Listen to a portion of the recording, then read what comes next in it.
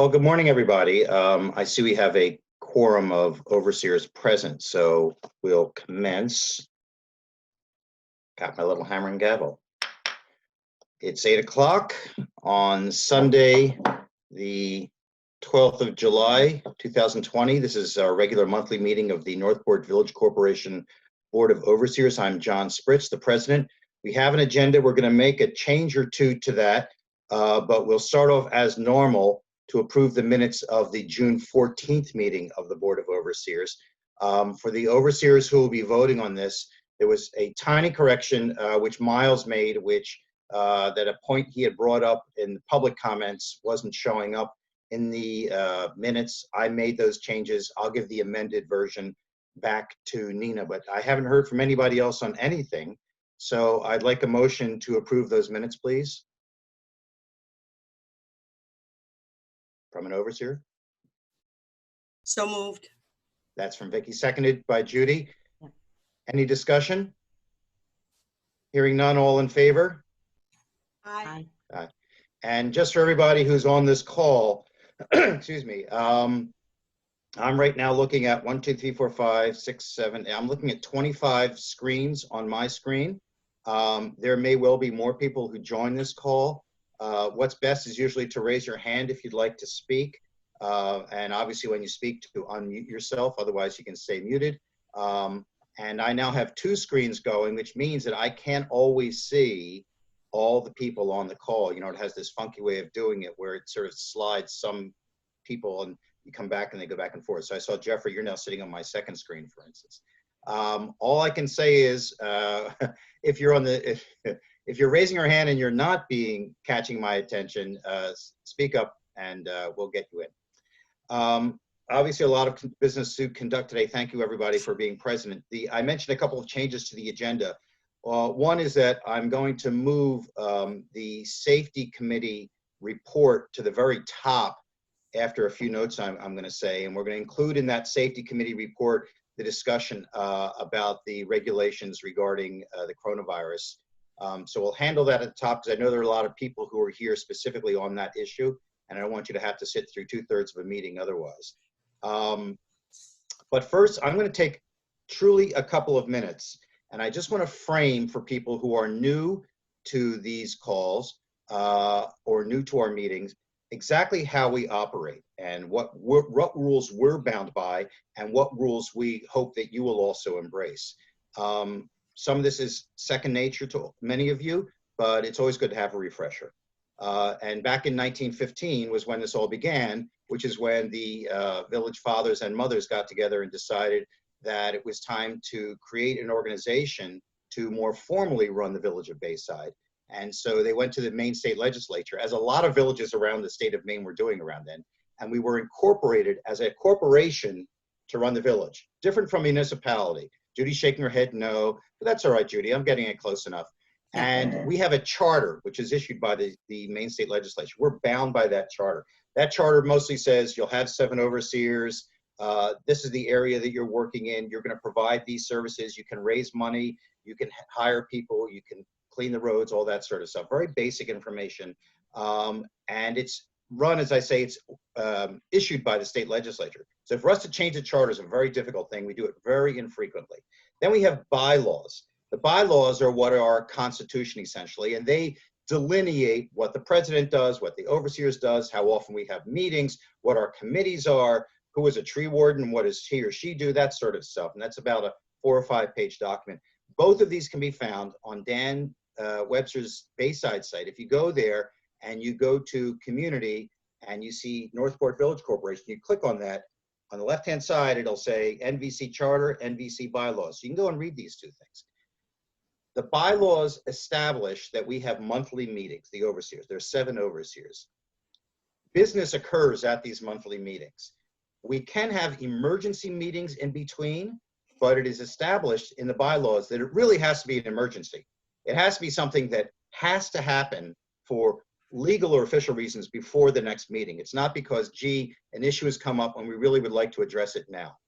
Business really has to occur at our monthly meetings. And by the way, I'm going to say for all of you here who don't know, we're all volunteers except for a few people who make a few shekels here and there. But basically, we're all volunteering. Now, it is, of course, natural for individuals among us, overseers, people who are not overseers, people who are visiting Bayside, people who live in Bayside, to have conversations in between meetings. Someone stops by your house, you talk, you go up, you call someone, you send an email, all that. That's fine. What we can't do is somebody sends the overseers an email, for instance, and we start discussing it, and we ricochets around in between us, and it goes back to that person. That's called John, point of order, please. Yes, Point of Michael. order. Yeah. I don't believe that this is everybody's opinion of how the overseers run. I believe this is a sort of a personal opinion. So Fine, Mike. Fine, Mike. As president, I'll continue. Yes. We are not allowed to conduct meetings, as it were, in between meetings, because then they would have to be publicly noticed. They would have to would put up signs on the boards and let people know through Danny's website. So we can't carry on. I raised a point of order. I heard your point of order, Mike, and I'm continuing. Thank you very much. Your opinion. And it'll go into the record, Mike. And it'll go into the record, Mike. We can't carry on open meetings between meetings. Meetings are where we do business. And we do business primarily by following Robert's Rules of Order, as well as the Maine Municipal Association rules, which is that motions are created by overseers and they are seconded by overseers and discussed and passed or not passed, like the one we just had on the agenda.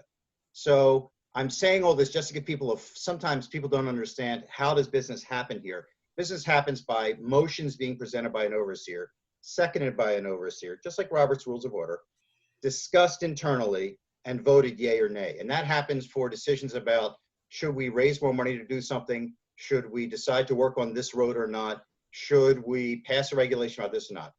The overseers, if they want to make changes to the bylaws, which are bigger issues, that has to happen at the annual meetings where the voters get to decide on those. But at the monthly meetings, that's where the business occurs. All I want to say. Now, Michael Terrell is head of the safety committee, and I'd like Michael to sort of frame or lay out the discussion that we're going to have first. I'm going to kind of move that to the top of the agenda. Michael?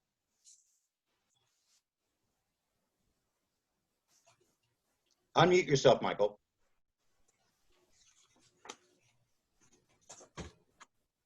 John, are you taking resident concerns first? I want you to frame the topic and then we'll move into that.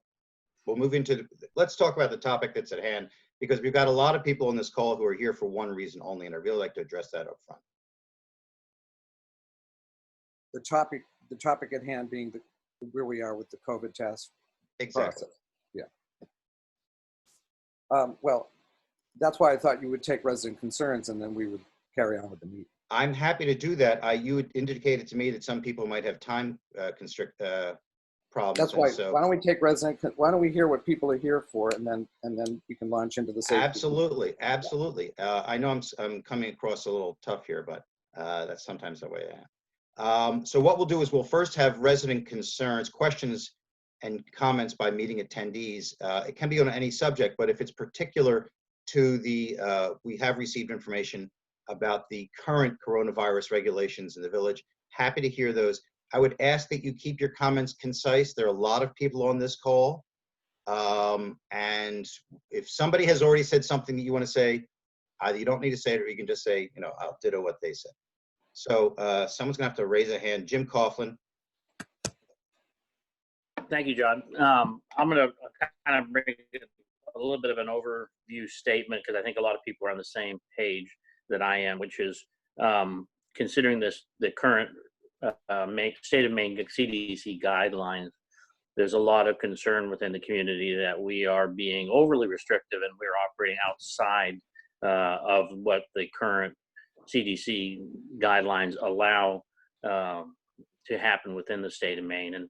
And I think those areas of concern are the park, some of the distancing requirements on the dock, and with the rules and regs that are currently in place, I think there's a lot of people, self included, that we would like to see those local rules rescinded to match more in line with what the state of Maine is. That's all. That's my statement. Great, thank you, Jim. Somebody else? I'm looking at my screen. So I'm only seeing what's on there. I'm going to switch to my next screen to see if somebody has a hand up or is otherwise. Casey Brown? Hi, thanks. Thanks, John. Thanks, everyone. Good morning, everyone. First, let me start by thanking all the board members for all the volunteer work that they do and all the members of the committee as well. I salute you for that effort. It's great, and we all benefit from it. Yep, I want to support what Jim said as well. I think we should change the rules. My concern is from a liability standpoint. I know there are liability concerns about coronavirus being spread. I think those concerns are vastly overstated compared to the real concern, which is someone drowning under these new policies that we have in place. I think right now, trying to ban people from swimming, which is essentially impossible, by having a sign up there that says you can't do it. The kids are trying to avoid lifeguards swimming after hours because it's the only time they can swim. I think it's a disaster waiting to happen. If you look at the probability of coronavirus being spread outside, it's vanishingly small. If you look at the probability of someone dying of swimming, I was just looking this up on the of drowning, National Safety Council numbers, it's 1 in 1,000. Probability of someone under 40 dying under coronavirus is 1 in 170,000. And if a lifeguard can't keep someone 6 feet away from him, then how can they be a lifeguard? How can they enforce any rule at all? So my concern is our liability is actually much worse now, the current policies. So let's just go back to the old policies. I think we'll be better off. We'll be a much safer summer. And we'll be in line with our current state of understanding of the virus and the guidance of the state. So thank you all. Thank you. Cynthia Stewart? Unmute yourself, Cynthia. Having spent a lot of hours on the COVID task force, I just want to, again, thank all those of us who were on the people who were on the task force and those who sat in and expressed opinions. What the governor just came out with is, of course, helping tourism for the state of Maine, but it requires masking in any environment where you are in closer proximity than 6 feet. We've all seen past summers, 25 kids on the dock. I don't think that's responsible. I think one can go to the beach with your family. We're making accommodations and sit there and enjoy and have protection for the lifeguard. But I don't think the whole point, there's still social distancing and wearing of masks anytime you cannot maintain a 6-foot distance. New York, where I come from, got this under control by the very rigid rules. And we're seeing it explode in the South where there wasn't as much rigidity about those rules, some of the southern states. This is, until there's a vaccine for the coronavirus, the 140-some thousand people who have died in our country because of it, and I don't think we can run that risk for the sake of our pleasure being a little restricted for this summer before we have the vaccine. Thank you, Cynthia. Mike Trasati? Yes, can you hear my audio okay? Yes. So I completely agree with all the statements been taken, and even with Cynthia's statements regarding, I don't think it's about pleasure. I think it's about personal freedoms and the restrictions on our use of public spaces. And of course, we should be observing social distancing, but specifically, I would like to see the restrictions of the use of public spaces be repealed and the police enforcement be limited to situations where social distancing is not able to be observed. For the police to be enforcing rules that the public can make, adults, paying taxpayers can make those decisions is not appropriate. And for example, someone fishing on the dock by themselves, there's no risk whatsoever. And that is arbitrary and should not be enforced by police it's a police state if you do that. So that's my specific, if you're going to keep these rules in place, then enforce when social distancing is not being observed, exactly what Cynthia said, but not when they are being observed and we can make decisions on ourselves. Thank you. Thank you. Jane Strauss. You're Jane, unmute Jane.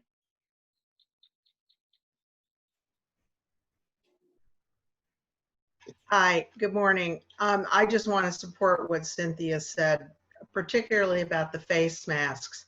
If there were a way that we could lift the restrictions and get everyone who's down in the dock area to wear face masks, because for the most part, they're not being 6 feet apart, then I'd be fine with that, but it doesn't seem to work out that way. So I would rather see the restrictions stay in place as at least a starting point to get at least the younger population here to follow the state of Maine rules with regard to face coverings and social distancing. Thank you. Jim Hunting, you had your hand up? Yeah, I just a couple comments. One is, since we've been here since mid-May and seeing people on the street walking back and forth, there's very few people that are wearing masks and practicing social distancing. I'm in favor of keeping the restrictions, largely because Maine is only one of 3 states where actually our cases are going down. And why would we want to do something in an environment like Bayside, which has a high risk population, more so than most states? Stay where we are till we get this over with. I mean, yes, it's not the greatest summer in the world. You know, we've all had problems with kids and grandkids being able to do things. But I, for one, being a high risk person, I'm not interested in having people saying, oh, let's get rid of the rules because we went a normal summer. Well, it isn't a normal summer. It's not normal anywhere. I mean, you think of the US has 4.2% of the population, and yet 25% of the cases of coronavirus, because in Maine, we're doing pretty good, thanks to, I think, the restrictions, CDC Maine, the governor's office, and then what has been done by the Northport overseers. End of my sermon. Jim, I'm going to hold off until I can make sure we hear from everybody. Is there anybody who hasn't spoken on this topic who would like to speak? Karen Trasati? Am I unmuted? Can you hear me? We can hear you. Okay. I would also like to see the restrictions lifted or potentially engage in activities at one's own risk. I think the restrictions can be lifted, and I think you could do more enforcement on the distancing and the mask wearing if that becomes a concern where people can't maintain the distancing. I see a lot of inconsistencies in what public spaces are open and what public spaces are not. I think if you want restrictions and not allow people to do anything, then why is voting an acceptable activity? And fishing off of that same boat dock is not. So I don't see the consistency. I understand the basketball hoops are removed, but what is the risk of accessing that space? So right now that closed area of concrete is shut down. So there's just a lot of inconsistencies, and I think we can allow people to use personal responsibility and assume their own risk. Thank you. And actually one more thing, after speaking to the officer last night, he had informed that he can charge people with trespassing for being on the dock. And I just think I think it's gone a little too far for somebody that's been fishing for decades and a solo person down there fishing, and now they're charged with trespassing. I just think it's going somewhat in the wrong direction. Thank you. Well, we're going to hold off. First of all, Beverly, do you have your hand up? Yes, I do. Sorry, go right ahead. So I couldn't tell because it was pointed in a weird direction. Beverly, and then Lisa Berry after that. I'd like to support maintaining the restrictions that we have in place. I too am one of those who's at special risk due to my age, but also my asthma and heart condition. And I hope to be able to have my grandchildren visit next summer and actually see and interact with me. Please maintain what we have for the health and well-being of all of us who live in Bayside. Thank you. Lisa Berry, unmute yourself. Unmute yourself, Lisa. There you go. Hi, sorry about that. So thanks so much for this conversation. It's a difficult one, and I appreciate everyone's perspectives, and I am listening actively.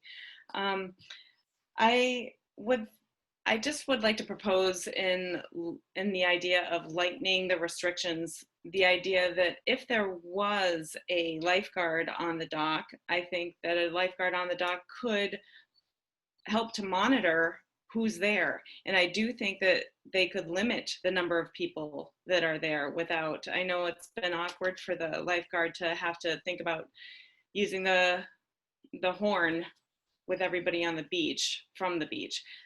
But I think it would be much easier to have a better perspective if the lifeguard were there. I know there are concerns about people, that encouraging people to congregate there, but I think that could be monitored by the lifeguard. I really don't see a risk of spreading COVID by kids just one at a time coming and jumping off the bridge or off the dock. I do think that that's a huge liability.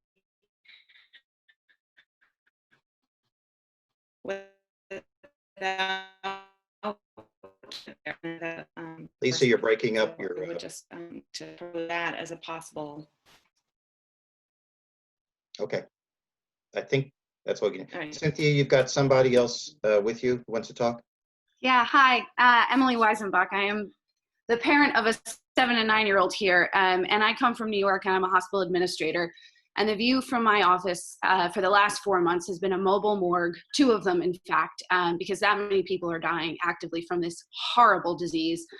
Team members, patients, it's just been really brutal. And I'm so glad to be able to come here with a COVID negative test, and have my kids have some freedom and have the summer in Maine. And while I would love for more than anyone to have them jump off the dock, my concern is when you start, yes, these restrictions feel arbitrary, but we have to draw lines somewhere. And if we start undrawing them, all of the kids who are too young to know better are going to go forward and join these crowds. And it doesn't then become a matter of personal choice. It becomes a matter of enforcement. And I am terribly afraid that the lifeguard can't do all of that enforcement. And we don't want the police officer necessarily doing all of that enforcement. It's a different job. And so I just am concerned for lifting. And while I agree with you, Lisa, that it feels arbitrary. I didn't know the basketball court was off limits till the other day when I was running around it like a lunatic trying to blow up a hammock. So I get it. But I think if we start undoing it, we will put our community at greater risk. And the point here is community safety. Thank you. Thank you for letting me share. Sure. I'm now bouncing to my next screen. Is there somebody who wants to talk on this topic who hasn't yet? Brian Field. You're on an iPhone. Yeah, thanks a lot. I'll make this brief. I just, can you guys hear me okay? Yeah. All right, great. So I'll make it short. I just wanted to point something out that I think is relevant here. I mean, we're talking about the restrictions and that we're keeping people from meeting, but I think something important to note is, if you guys will notice when you drive down the road past Drinkwater, all those kids that were playing basketball on the base basketball court before, all they've done is move down the street to Drinkwater where they're playing. So I think we're maybe operating under a false sense of security here. We're thinking the kids aren't getting together. They're still getting together. They're getting together at beaches. They're getting together down the street at the Drinkwater school. So these kids are still getting together. And if we're not seeing an outbreak here or an increase in the number of incidents, then perhaps, could reevaluate the guidelines a little bit, because they're still getting together very much so, just not here in the village. Thank you, guys. Thank you. Paul Hamlin. Yeah, hi. We spent a week there recently as visitors, and we hope to be owners there soon. So I hope I'm eligible to speak here. In general, I'm in favor of some kind of relaxation or lifting of some of these restrictions. I think that the example of fishing on the dock, a 6 or 8 foot fishing pole pretty much guarantees people aren't going to stand near you. And I heard on some comments in the public safety meeting the other day that kids are swimming under the dock to hide from the police or hide from the lifeguard. And that's a dangerous situation. They've gone out to the swim floats, which are put way out to keep them away. And so I think we're setting up, I think this is called a public nuisance, where you're making something that's very attractive to people to use in an inappropriate manner or after hours, as someone else said. And so I'm concerned that we are kind of maybe putting ourselves and the kids in some kind of risk that they can't manage because it's outside of the box that we've established for it. But I'm very sympathetic to the others who are concerned about themselves and the safety and the health of everyone. So it's a very tough situation, and I appreciate everybody's thoughts and considerations on it. Thank you, Paul. Hold on one second. Sorry, I'm bouncing between screens here. Gina Cressy.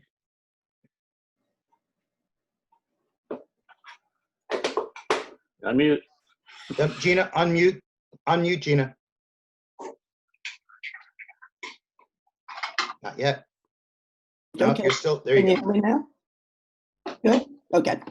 I've been on the safety committee for a long time. The last few summers, pre-COVID summers, there have been so many kids on the dock because Bayside is booming, and we're, what could be more wonderful than kids in Bayside? This was just normal conditions, more kids, and we're concerned about how the lifeguard can do the job of keeping his or her eyes on the water while making sure there aren't so many kids on the dock. Now we have another problem to deal with. It's an invisible enemy, as we all know. If the parents here, my grandkids are there wishing they could jump off the dock. If the parents here were saying, our idea is we will form a committee and we will free up the lifeguard to just watch the water, and we will make sure that there are never too many kids on the dock, and that everybody is wearing masks when they can't be separate. If that were happening, I would think maybe the overseers would be listening. It's not, and I can't support it. Safety first. Thank you. Karen, I see your hand up. I just want to make sure that everybody speaks first before we hear. Is there anybody who hasn't, excuse me, spoken yet who would like to talk on the topic? Diantha, unmute yourself.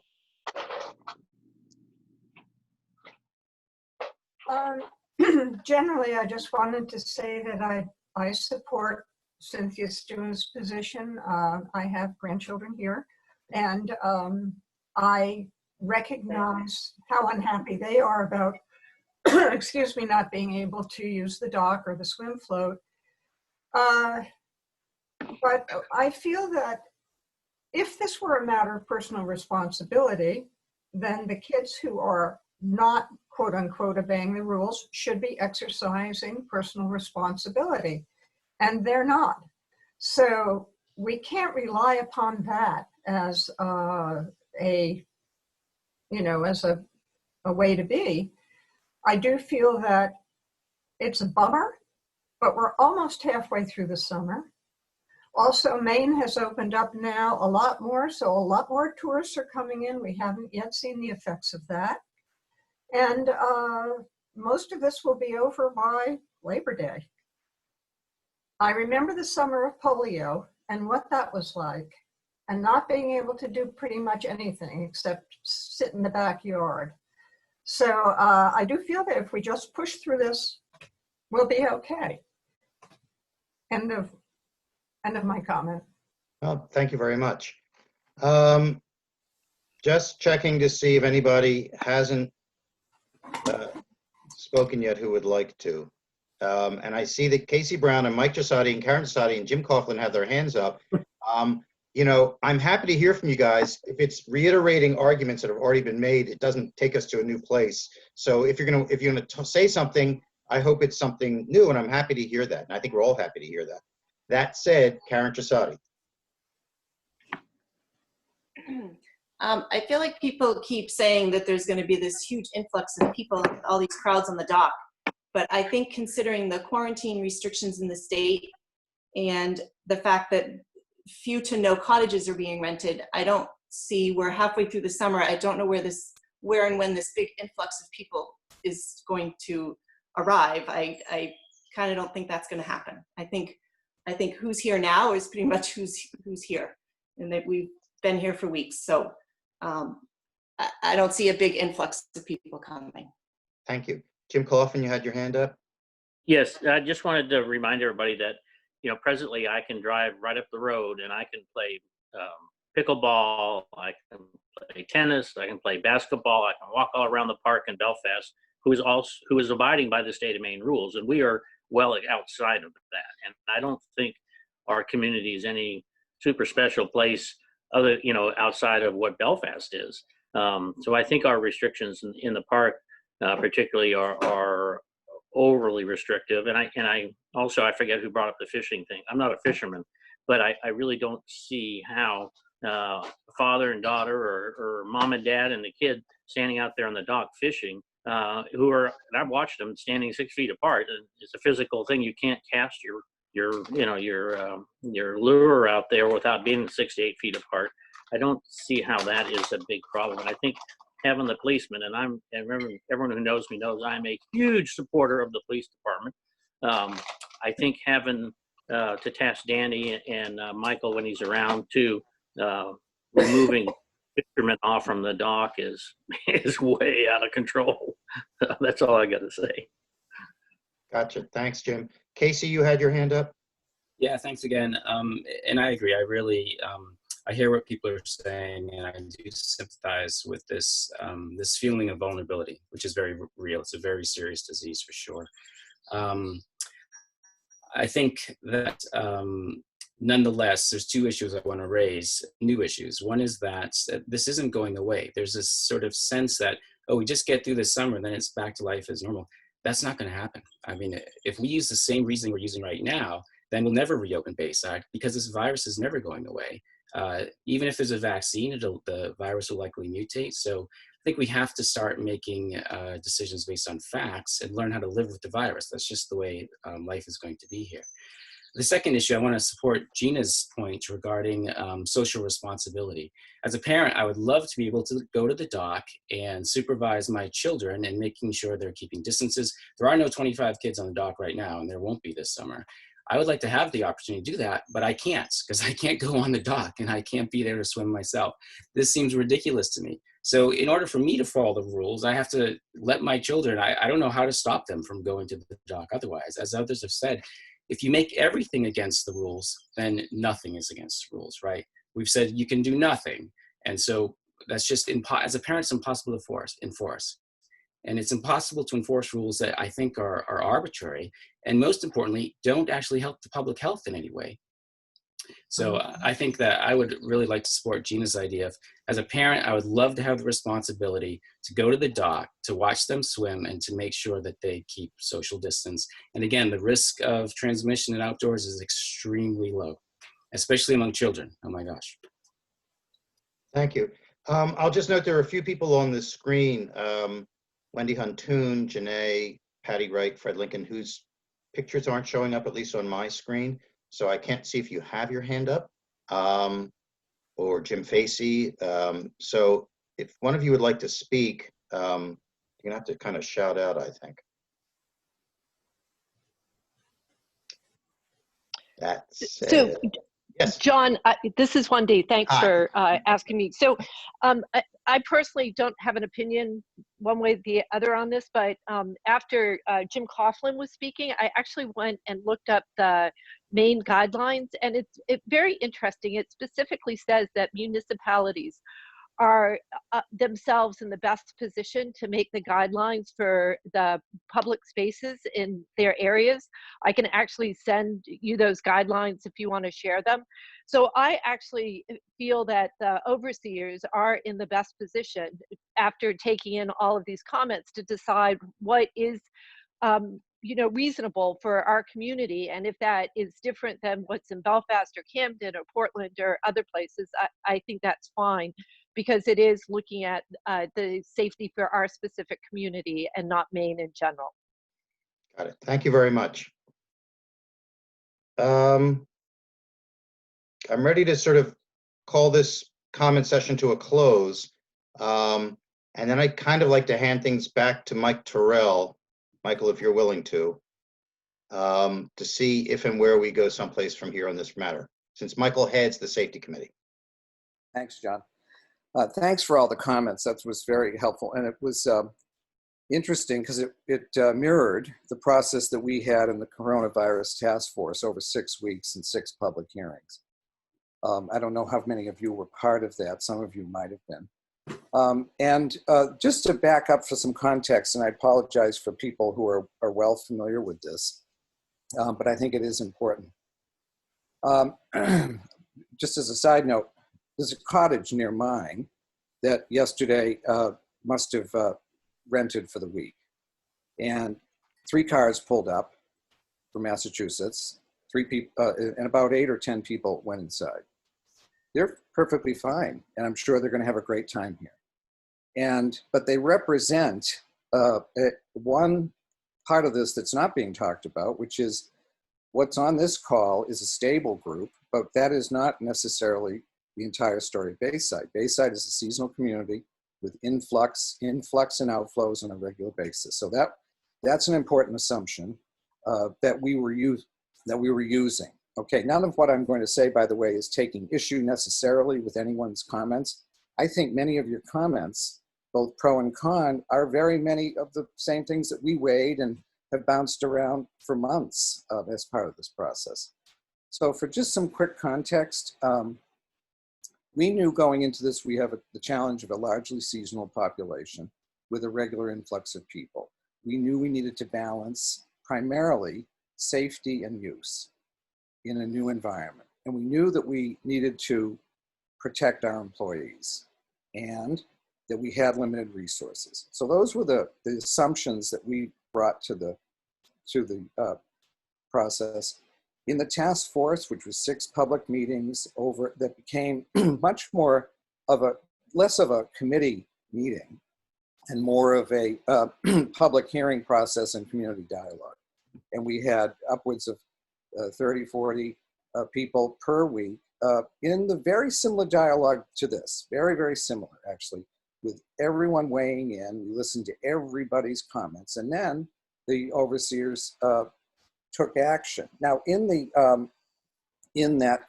comments, we had folks who wanted to close everything and limit use across the board. Especially, we had people that wanted to close the dock entirely, and that would have been no swimming, no boating, etc. We had others that thought, let's close the beach. Frankly, we had others that said, let's not open the cottages, but we don't have to go there. So the issue is that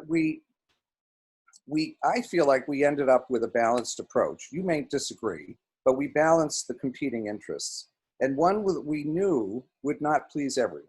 And of course, here we are, and it's the height of the season, and we've succeeded in not pleasing everyone.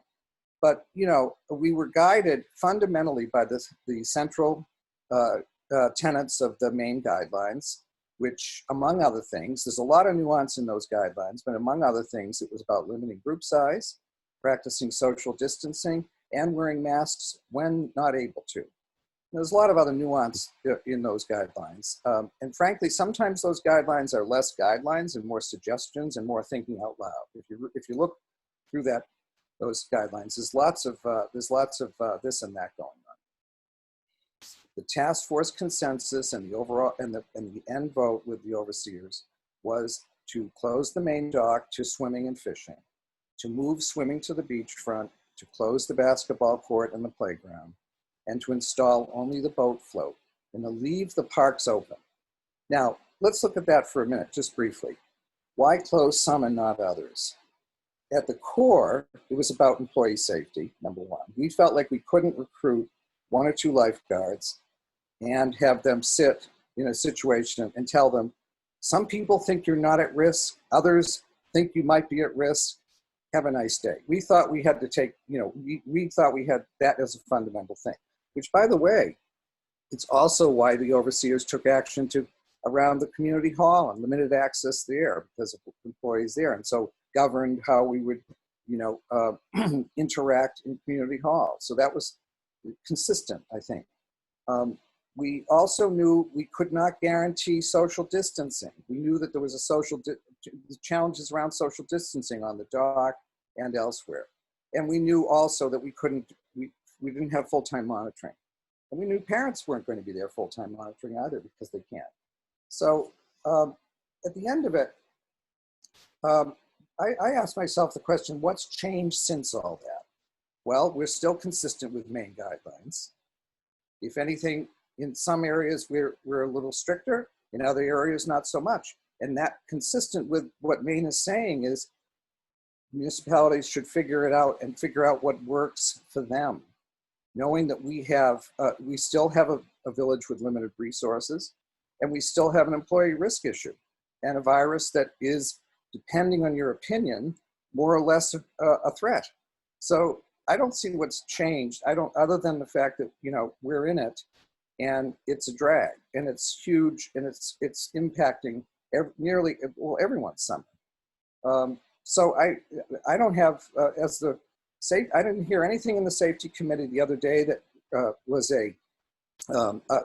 by the way, that meeting the other day was mostly to look at how we need to adjust what we're doing under the current rules that we've adopted. And that's the second part of what we want to talk about today. But John, to throw this part of the discussion open to overseers' discussion at this point, I don't personally have any recommendation to change anything. And I wouldn't support changing anything. Okay. I note that the overseers received a letter an email from Dr. Brown, who's on this call, as well as an email from Mr. Trasati, who's on this call. And the latter, Mr. Trasati's, specifically had language suggested for a motion to discuss.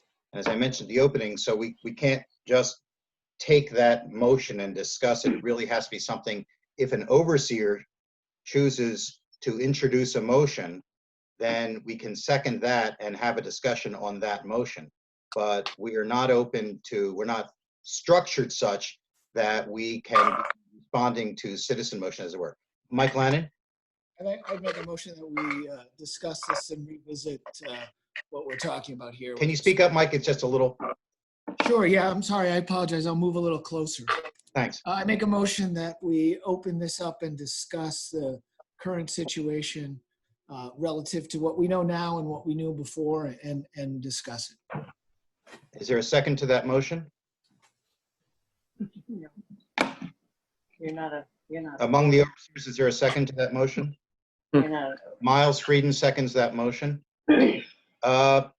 So, discussion, Mr. Lanham. Yeah, I mean, I would just like to start the discussion with what I've heard quite a bit is there's a discussion of really sort of two different regulations or recommendations from the governor that are sort of being used interchangeably, and I don't think they really are. I had sent a letter discussing what I thought was being proposed as requirements from the governor. And I think we need to be careful between what the governor is discussing in the phase programs for reopening businesses to keep Maine's businesses going. And then the other one, which is called, I believe, I have it written down here, Keep Maine Healthy. And that's the one that we used for the things that we did. And the Keep Maine Healthy one basically has two bullets that are relative to what we did, which was the public education activities, printing and posting of signs describing the concern. And then the other one is the physical distance and public health support. And, for me, one of the issues is that I don't see Bayside the same as Belfast and everywhere else. I think there are parts of Belfast that overlap with what we have in our close-knit community. But we have a real concern that if something happens, we have the same concern. And that's why we have a different fire ordinances than a lot of people, because we're so close, we're worried about if something happens, how quickly is it going to spread?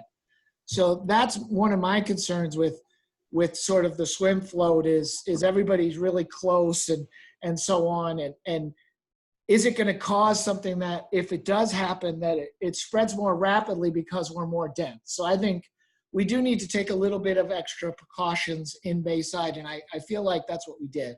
And I'd love to have more discussion. I personally feel that I think what we're doing is a good idea, but I do want us to discuss it. Okay, other overseers?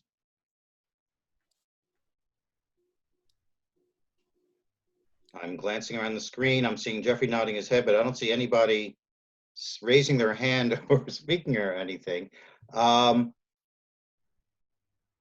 Is there a particular motion? The motion was to discuss it, I believe, Mike. And I'm not hearing a motion to actually address the regulations per se. Well, yeah, I think that would come out of the discussion if it seems that there's a push for it. But with me being the only one discussing this, I don't see a need for that at this point. I'm not demanding that people raise their hands or discuss. I can only take what you guys give me. Well, I mean, at this, Jeffrey will.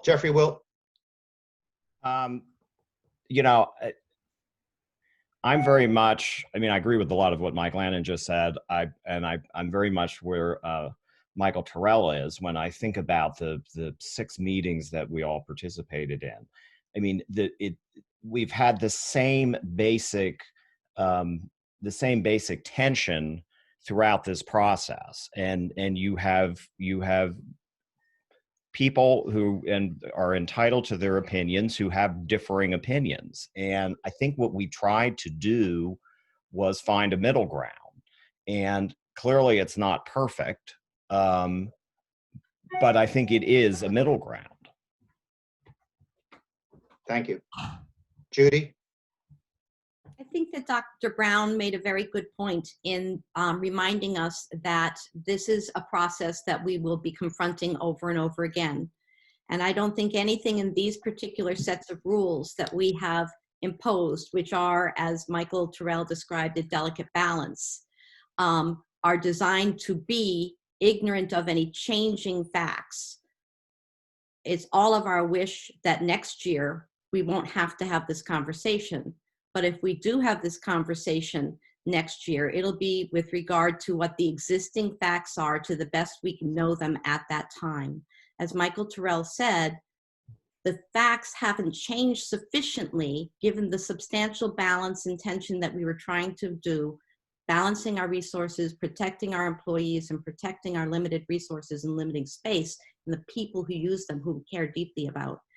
Those things have not changed to warrant a change of the rule, which, by the way, there's no motion to define any changed rule.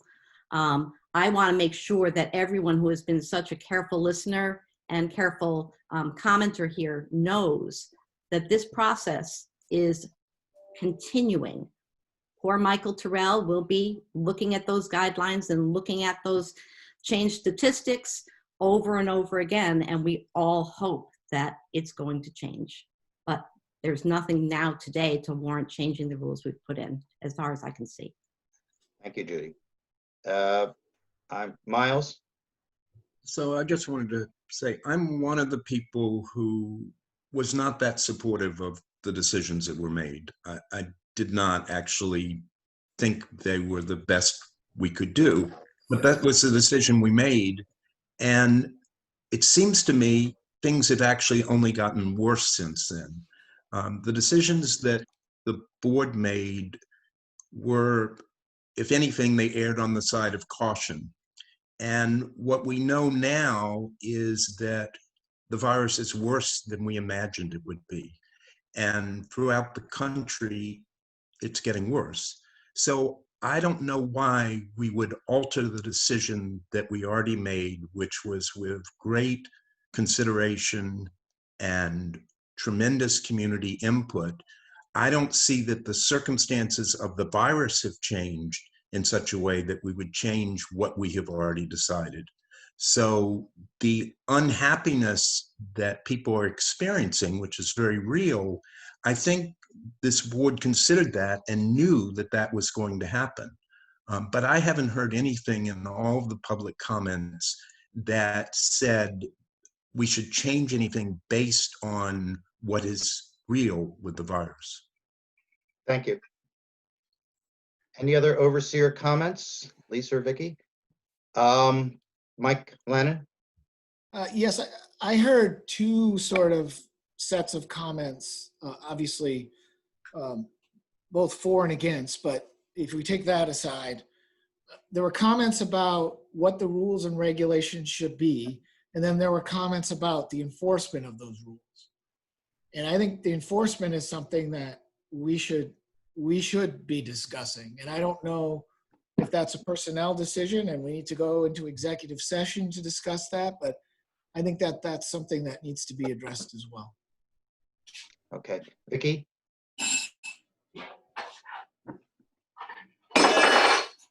Vicky, you're muted. That's a safety committee issue, and that goes back to the safety committee, in my opinion. I've always been in favor, as a medical professional, of shutting the whole place down. This is a horrible virus. That's where I stand. Err on the side of caution. I know your children, you with children, they're at less risk. That's highly publicized, but they are not without risk. Children have died. And if you don't want them swimming under the dock, don't let them swim under the dock. But a lot of time has been put into this. I see no reason to revisit it. Thank you. Lisa? Yeah, I just want to say that I agree with many of the things that have been said. Michael Terrell, Michael Lannon, Jeffrey Wilt. I feel like it was a difficult situation overall. I have children that would love to be swimming off the dock. However, I feel like what we came to after many, many, many hours of work was a compromise, and one that I feel I can parent my children with. I think, moreover, I feel like we are following the main recommendations from the governor, and that's what is most important to me. I understand that there's a lot of news articles out there about how things are changing and how people think we're not catching COVID and we are catching COVID, but when it comes down to it, as a board, we need to follow what the governor's recommendations are. I read them all. There's very specific ones about outdoor amusement, about kids camp, which I think if you look at both of those would be as close as we could come to down to the work. And I do believe we are following those in a responsible manner. Thank you. Jim, I see your hand up, but we're really keeping this conversation to overseers. I mean, I think we've heard sufficiently at the moment from people. Other overseer, Michael Terrell, did you have your hand up? Yeah, I just wanted to, couple comments about the enforcement. We can talk about that in a minute in more detail. Unfortunately, John, this is going to go a little longer than we would have assumed, but this is a hot topic. It's okay. Because I want to, in a minute, update about where we are with some of those issues from the safety committee meeting the other day and some of our recommendations. But in terms of enforcement, it's interesting, you know, and perception about rules and whether or not it's okay to, you know, are people being heavy-handed or not. Last season, we had a problem with speeding that's bigger than this season. And we had lots of people, or at least some, in a vocal way, object to that object to the enforcement and being, and the police looking to address that. Because, and then we had lots of others, understandably, worried sick about it because they were in situations where trucks and cars were roaring by their houses and we needed to do something. And so in a community policing sort of way, we stepped that up, and it was most people that were pulled over or whatever were not given tickets. They were talked to. It's just, this is the Bayside way. Policing in Bayside is not policing in downtown Boston or New York or something. But so I just want to be careful that we not overstate, you know, this thing about enforcement and misinterpret it, number one. Number two, I kind of look at it as say, you know, at the end of the summer, projecting out, standing in the future. This is an awkward time, and we all, and people disagree, and that's okay. But I kind of look and say, you know, projecting out at the end of the summer, what would I feel comfortable saying?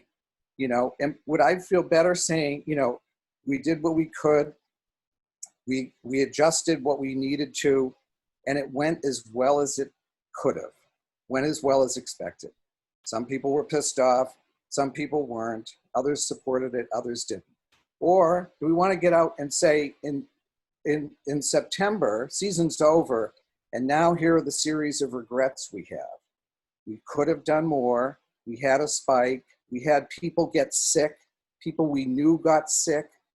And so I'm on the other side. I'm on that side saying, let's make sure we do as much as we can within reason, while also allowing for Bayside to still be Bayside in the pandemic era. It's a pandemic.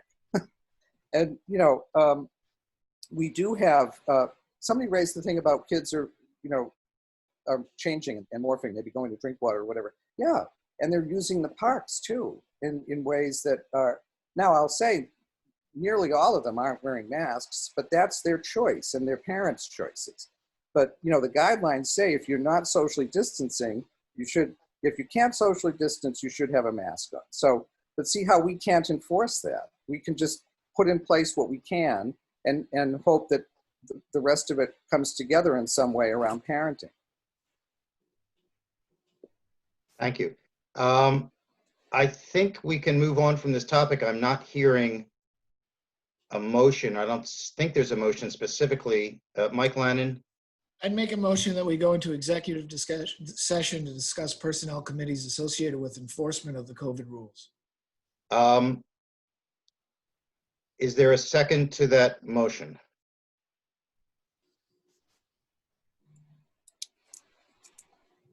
I don't have a second. Jeffrey Will? Jeffrey Will? Well, I don't have a second. I have a question. And that is, can we go into executive session without it?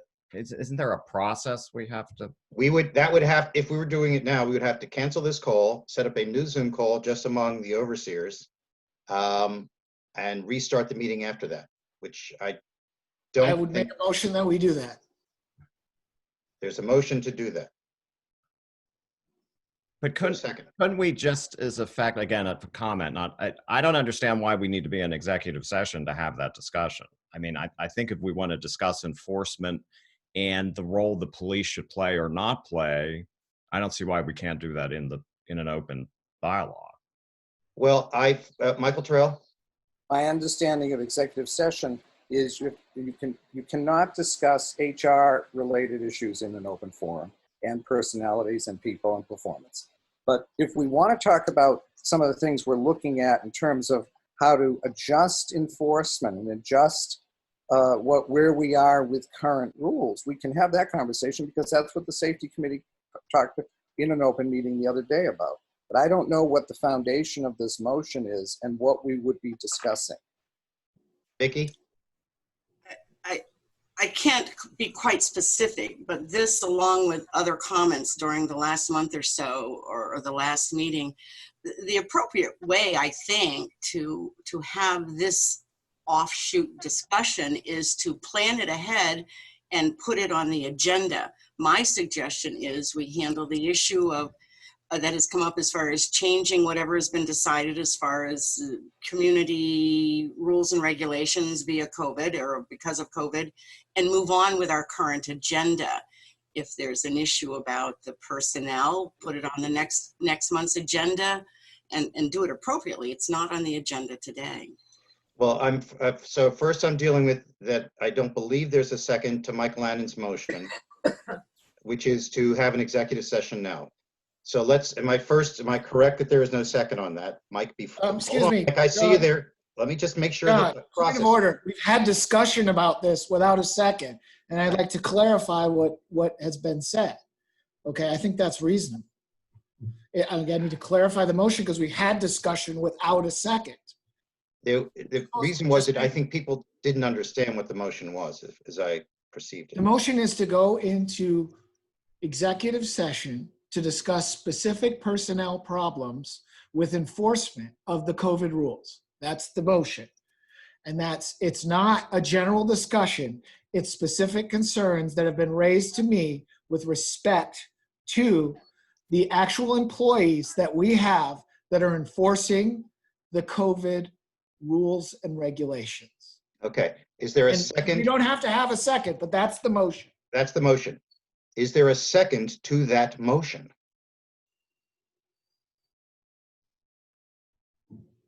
Okay, then. Hearing none. I believe that we don't have a motion to change or relax the current COVID regulations. I believe we've been discussing it, but I don't believe there is a motion on the floor to do that. So hearing that, I'm going to move the conversation along per the agenda and say, Michael, do you want to stay with the safety committee issues right now, or you want to exhale and take a breath and we move back into the regular agenda and move safety down to a regular committee report? I give you that Oh, choice. what the hell? Let's continue. Yeah. So what I was thinking is I wanted to frame the where we are with what we know we have an issue with, John, and overseers, and to update and to put on the table an issue that is not in the form of a motion, but is something that I think we should have a conversation around. So we have Thomas Parker, the lifeguard, from Tuesday to Saturday. We have now hired a second lifeguard to work the additional days, Ronan Deschamps, and he is coming, he'll work Sunday and Monday. That still leaves us one lifeguard per shift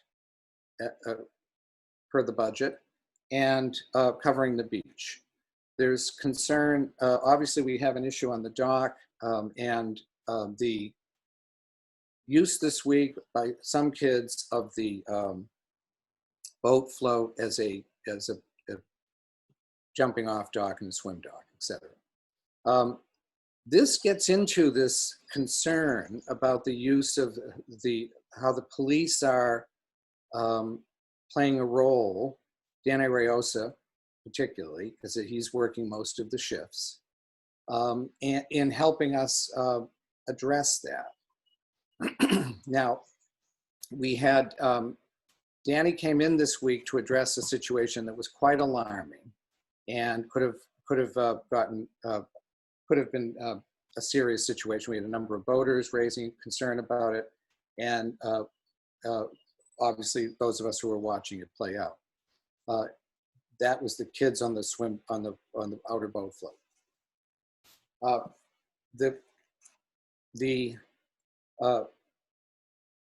safety committee, looking at this, realizes that we don't have anyone on the dock full time. So the issue would be, is there a sentiment on the board to fund a dock attendant for the season to watch what is in effect the blind spot from the beach? Now, we also talked about how can the lifeguard on the beach work to counter some of the dock jumping off the dock to the degree it's happening. And the lifeguard has a new bullhorn, and he can go to the edge of the water and get on the bullhorn and tell the kids to get off the dock. What he can't do, though, is see on the other side necessarily. And that's why, to others' concerns, that's why we've asked the police to just put some emphasis on the waterfront and just to support, again, with a village with limited resources, and knowing that speeding isn't so much the issue this year, it's the waterfront. So the safety committee looked at that in conversation, how to dial that up. And Danny's, actually, I don't know how many people have met Danny, but he's got a very light touch. He obviously needs to point out what is allowed and what isn't. That's his job. But he's got a very light touch. He's very community oriented. He's mostly in conversation with kids about what they should be aware of, and also, by the way, you're not allowed out here. So I want to push gently back and respectfully back against people that are saying that he's being over heavy-handed, or I don't know if this is where some of the concerns about executive session are coming from, and I'm not looking to get into Danny's performance. But Danny is playing that role, and even that, though, to be honest, has vulnerabilities because this is not a full-time function. And the hours vary depending on how we dial up and dial down coverage, days of the week, etc. We have one police officer per shift, and they share a 40-hour week, with most of the shifts being covered by Danny Rayosa. So that's the update there. That's what the safety committee focused on. And I set out the outset is I don't have a recommendation. Safety committee does not have a budget for a dock master, so it would be the board deciding to do it. I mean, a dock attendant, the board to do it, and then whether that's a lifeguard or not. We have a situation where we have a chronic shortage of lifeguards. We're very lucky to get this second lifeguard so late in the season. So I leave that open for board discussion.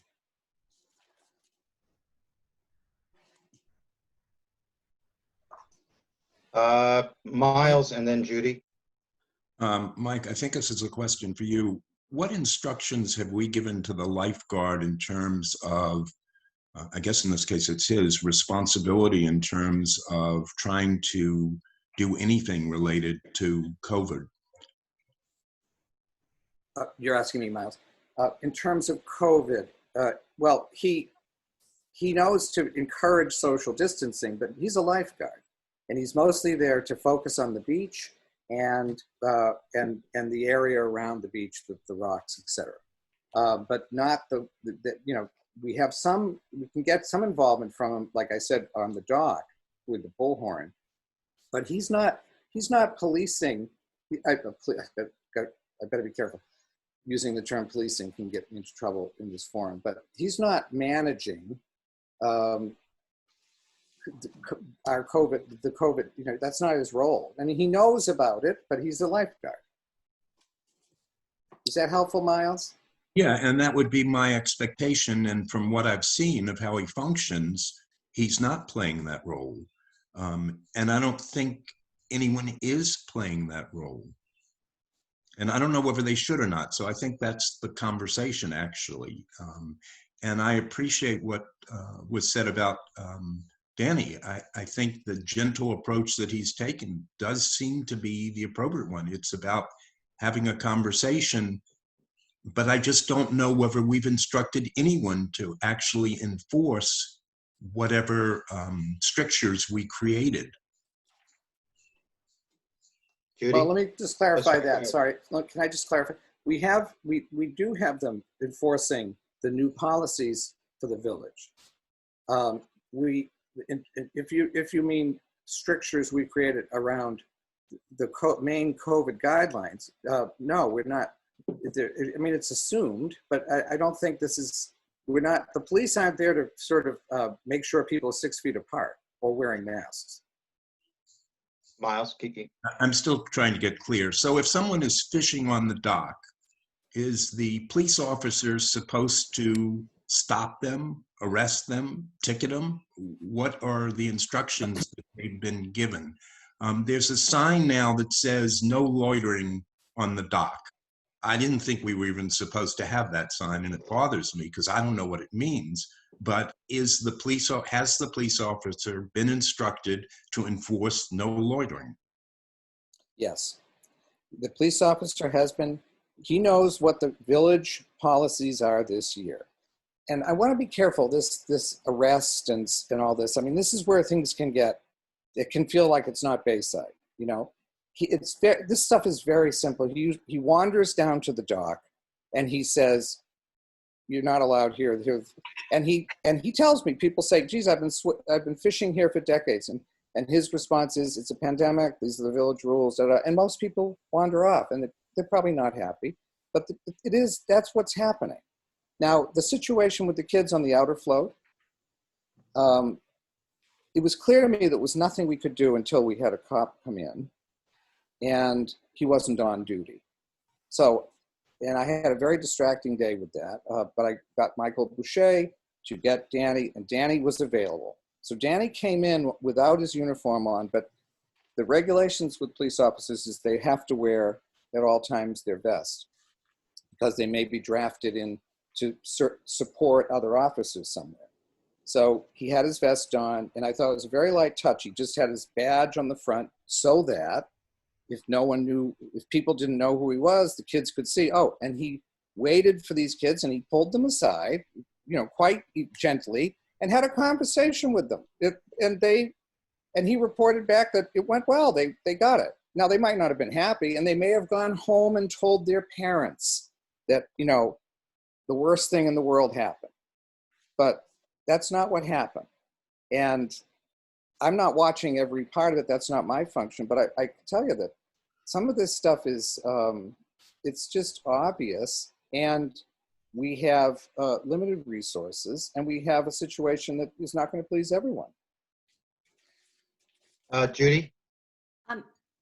I like the idea of a dock attendant. I have been an advocate of an additional dock attendant for a couple years to take some of the pressures off of our lifeguard, because they have to look at the swim float and look at the dock float. I don't know if the budget would sustain that right now. We've had so many additional expenses just trying to deal with the COVID issues, which have been exacerbated by people exercising their personal freedoms to take the signs down, and so we have to print them again. I would like to know if the wharf masters, who are wonderful volunteers, have been brought into the conversation about management of the boat float and the outer float, because that has been what we've fallen back on in the past of managing the excess dinghy use or storage on both of those. And maybe that's another resource that we could have to keep eyes and ears out there and to engage in community conversations with the children who are doing things that are not permitted. Swimming off the boat float or swimming off the outside boat float is never allowed, whether or not we have a pandemic. So the notion that we need to think of it in the context of COVID is not probably appropriate. The same with fishing, quite frankly. We've always had a rule, no fishing on the dock on weekends, because it is dangerous to have those hooks flying around when people are around there. So my question is, what engagement have we solicited from our wonderful community volunteers, Jimmy, Craig Brigham, and I think Billy? I hear that. Let me just put Jeffrey on this, because Jeffrey has waterfront safety. You might be able to help.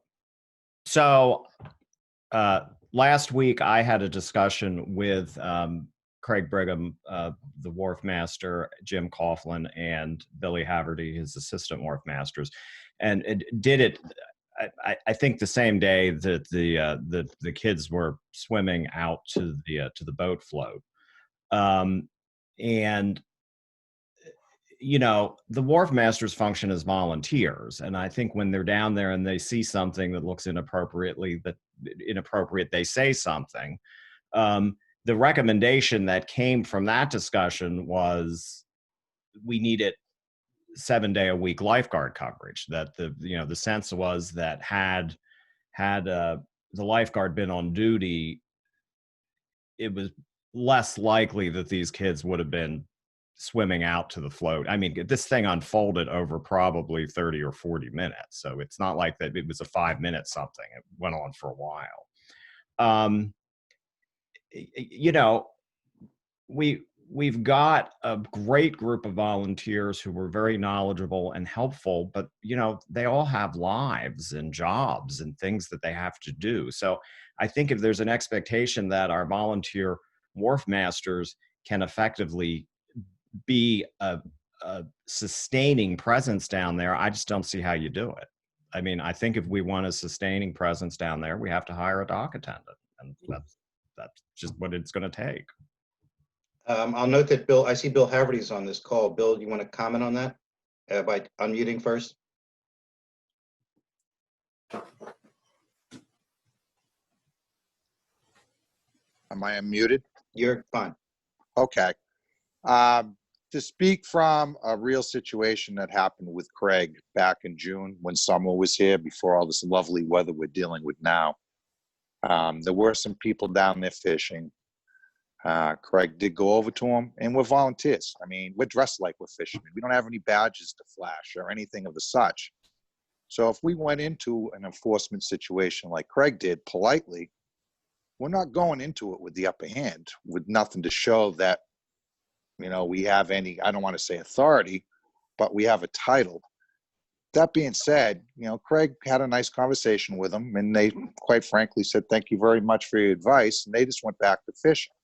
At that point, what are we supposed to do as assistants and a wharf master to take it to the next step. It's not like we have any badge to flash at them or show anything of such. So that being said, if we went to a dock master type of situation, you need to kind of plant the seed in the beginning, meaning give them a t-shirt, a collared shirt that describes or announces who they are. So they're going into these conversations with a little bit of the upper hand. And I mean, the people that ignored Craig, they were polite. I was there for it. And Craig and I walked off the dock. We both looked at each other. What are we supposed to do now? Call the police? So it's really limited as to what we could do. And as Jeffrey mentioned, we're all volunteers. I mean, I drive through the park every couple hours or so. And other than that one day where I did witness what was going on, and I was actually on my way to meet with Jeffrey and Jimmy and Craig to talk about it, one of the biggest things we looked at each other and didn't come up with resolution. We go down there enforcement to enforce it. What do we have behind us to back it up? And the answer is really not much. Thank you. Judy? Thank you. Those were very helpful answers to my questions. I think that the input of those exceptional volunteers is exactly what we need to think of. And when we work on a budget for 2021, we need to be putting at the top of our table the idea of perhaps a dock attendant. We've been nibbling around that for a while because our budget is small and tight, but I think it's an important piece for us to talk about. Yeah, Michael, I myself wonder, it's July 12th, how realistic it would be that we would be able to fund and find and train someone with enough time left in the season to make it worthwhile as the dock attendant. I'm not certain. Unless you want to make a formal proposal, a motion to create that position, I think Steve Kaz is on this call. Steve would have to give us an update in terms of, is there money around that we could even, how we would fund that position. So Steve? Hi all. I don't think it comes as a surprise to any of the overseers that the budget this year is tight. It's very workable, but it's tight. In order to fund something that was not originally envisioned in the budget, the overseers would need to make some choices to not spend money from some other project. And frankly, right now, the majority of our funds are pretty well committed. We're not going to stop police and lifeguard coverage. We have used most of our road budget. We have some latitude in the tree budget, but I'm not sure taking money away from that particular area another year is the right thing to do. So it's always possible to find the money, but it's a sacrifice from some other area. Thank you, Steve. Michael, I don't know if you want to make a motion on this or not, if we've heard what we need to know and move on, or what? Yeah, I don't have a motion to make because I don't know where we'd get the money. And I think the reality is, I don't know where we'd find the person. And we'd have to have a conversation about, is it a lifeguard or a dock attendant? Because, that's part of the issue too. So I'm open to other overseers who disagree and would like to look at that differently, but it's not my call. But anything else from the safety committee, Michael? I'm trying to remember. No, other than the fact that part of the meeting the other day was to look at the ongoing tweaks that we always do around conversations about police coverage and priorities. And last season most of the conversation was about speeding. This season, most of the conversation is about the water. Thank you. Any questions from the overseers for Michael? Okay, thank you very much. And I appreciate everybody's allowing this conversation to move to the top of the meeting. It felt like it was sufficiently important. Mike Lannon? I'd like to make a motion that we take $5,000 from the police budget and use it to fund a dock attendant for the rest of the summer season up until Labor Day. Is there a second for that motion?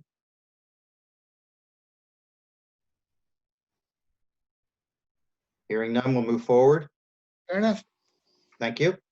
We're going to have some updates now. First, don't go away, Mike.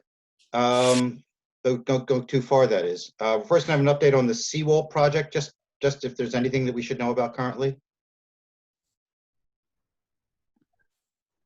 Yes. Yeah, sorry, I was not going away.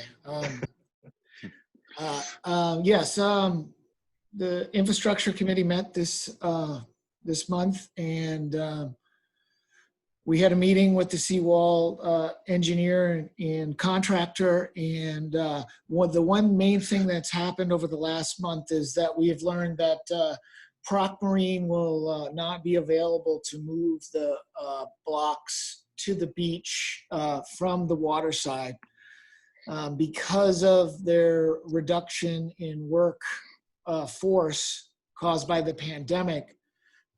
They've had to cut our job out of what they could do. It's okay because the contractor has another place to get the blocks, and he's going to get the blocks from there.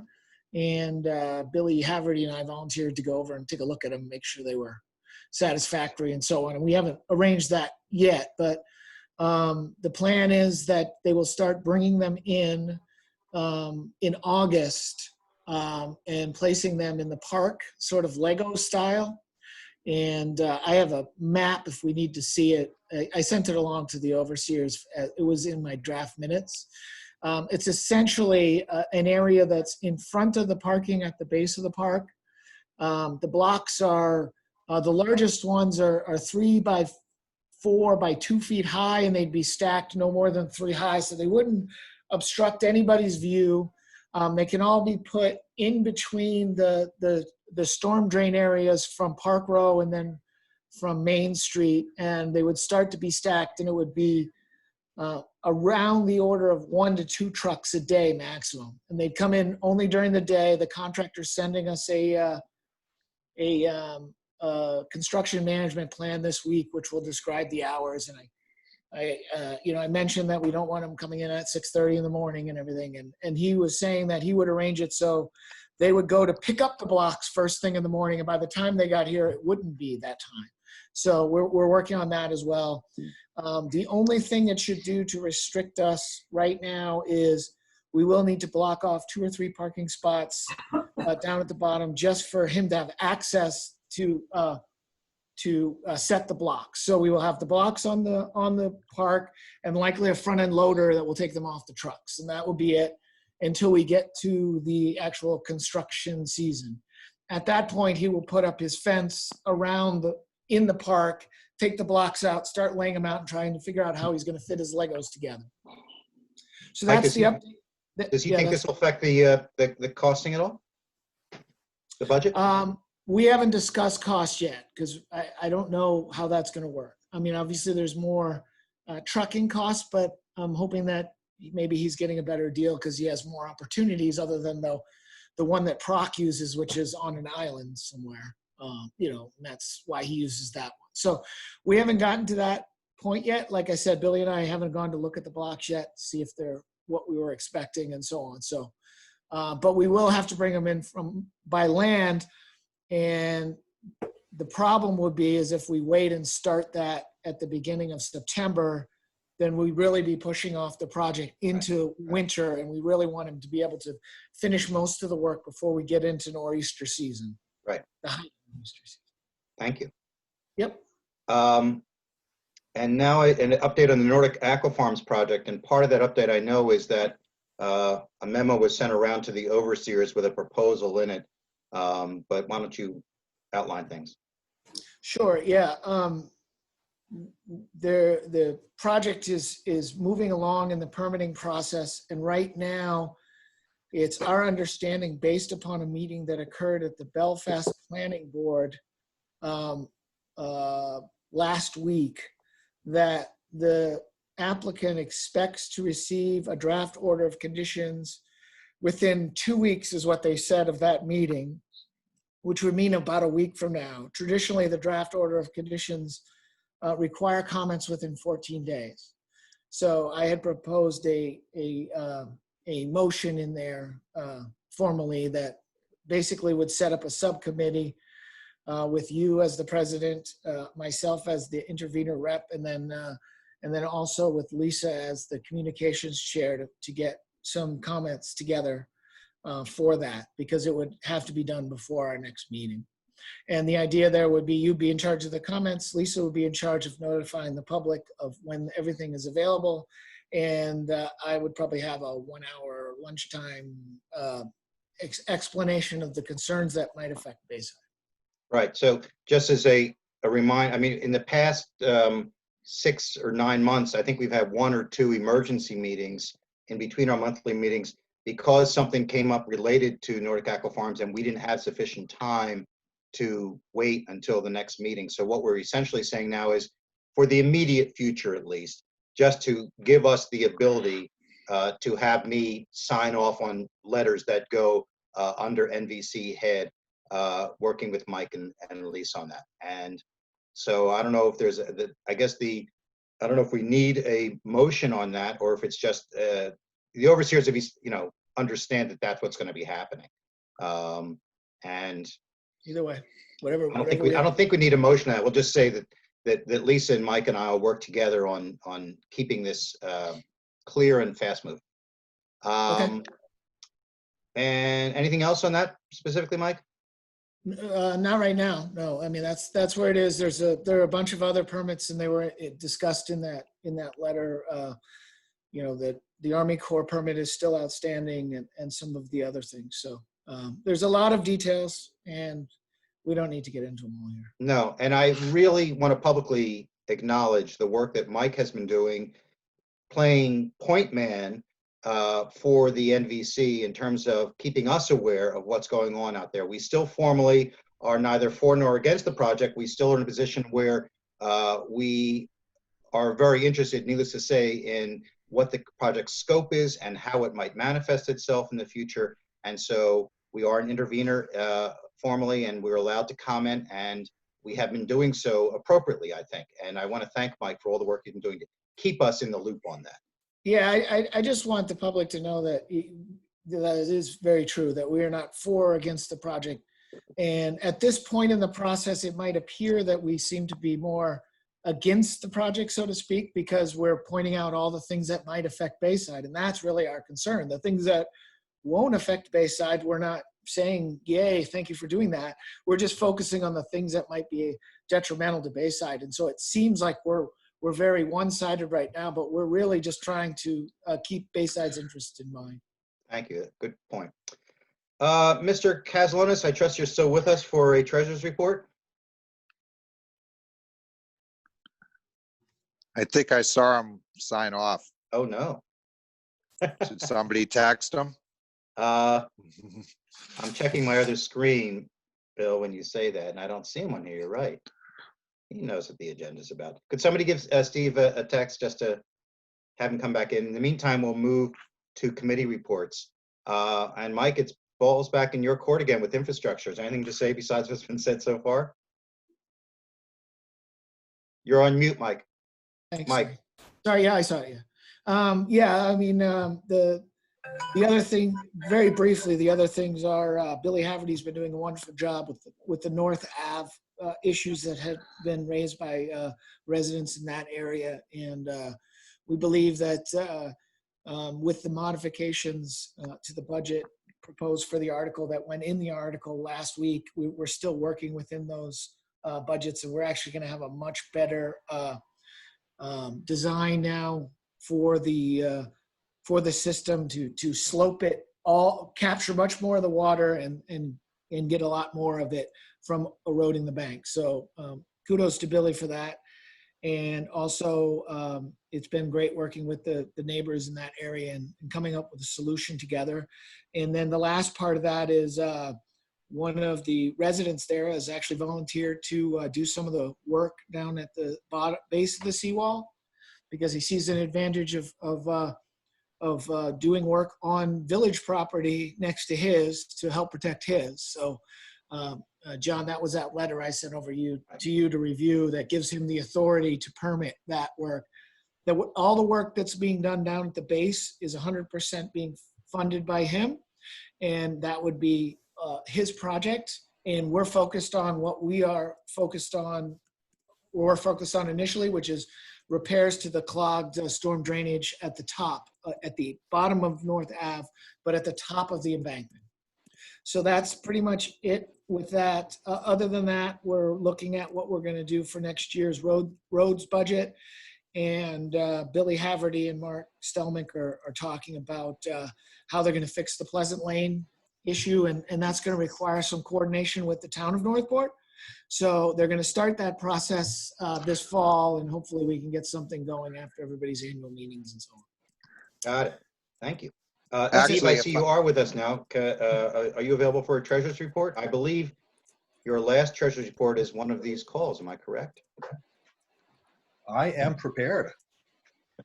So there's really not much to report. We're tracking well according to budget. We don't have a lot of additional funds to spend on things that weren't originally planned, as I discussed earlier. Bill has done a tremendous amount of work on the roads. That budget is essentially done for the year. So if we end up having any kind of road problems with rainstorms, that will have to come out of contingency. We still have money in the tree budget to do the things we need to do. So I think that's a good sign. A couple of comments. I know that we were putting in an application to the state for some COVID support funds. I don't know where we stand with that. That would potentially be a source of funding to replace money we've already spent. Michael can speak to that. Yeah, we weren't able, unless they revisit or refund another grant, we weren't able to complete the process for that. Judy can speak to it. We had an issue as well that we needed support from Northport, and there was a little bit of question there. Not that they weren't going to support us, Judy, but you have that update. Judy? The town was, what I would say is that the money was available to municipalities. And as John described earlier, we are a municipal corporation, which is a village, we are not a municipality. So the town administrator was extraordinarily cooperative in saying that she would sign off on whatever we needed to submit to her.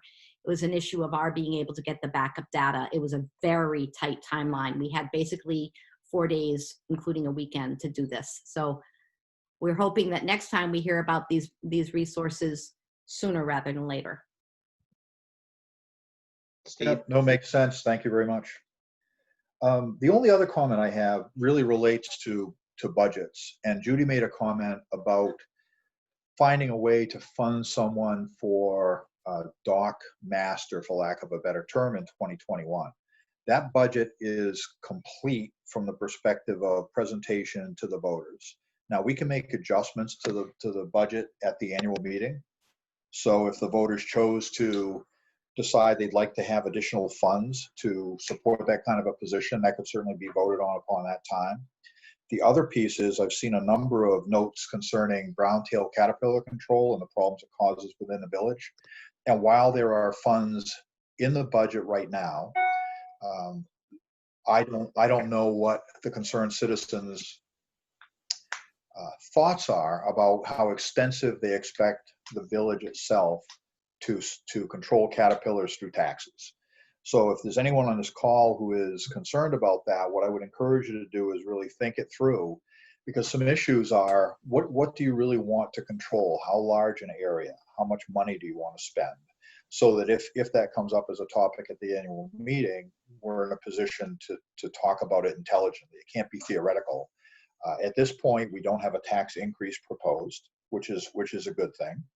We have some contingency funds, but that is not an awful lot of money to go forward with. So I suspect if we want to do something with either a position for the dock, for brown-tailed caterpillar control, or for anything else that isn't a traditional expense, we would need to find a way to propose that at the annual meeting and vote upon it at that time. And that's what I have. Judy? Thank you, Steve, for as soon as I said 2021, I said, oops, nope, I really mean 2022 for the dock master, because we're going to be voting in a couple of weeks for what the 2021 budget is. But so 2 points. Yes, if people want a dock master, They should talk about that at the annual meeting, but the rules require that the citizens can vote the budget lower than we advocated, but they can't raise what we have advocated. So it has to be within the number we proposed.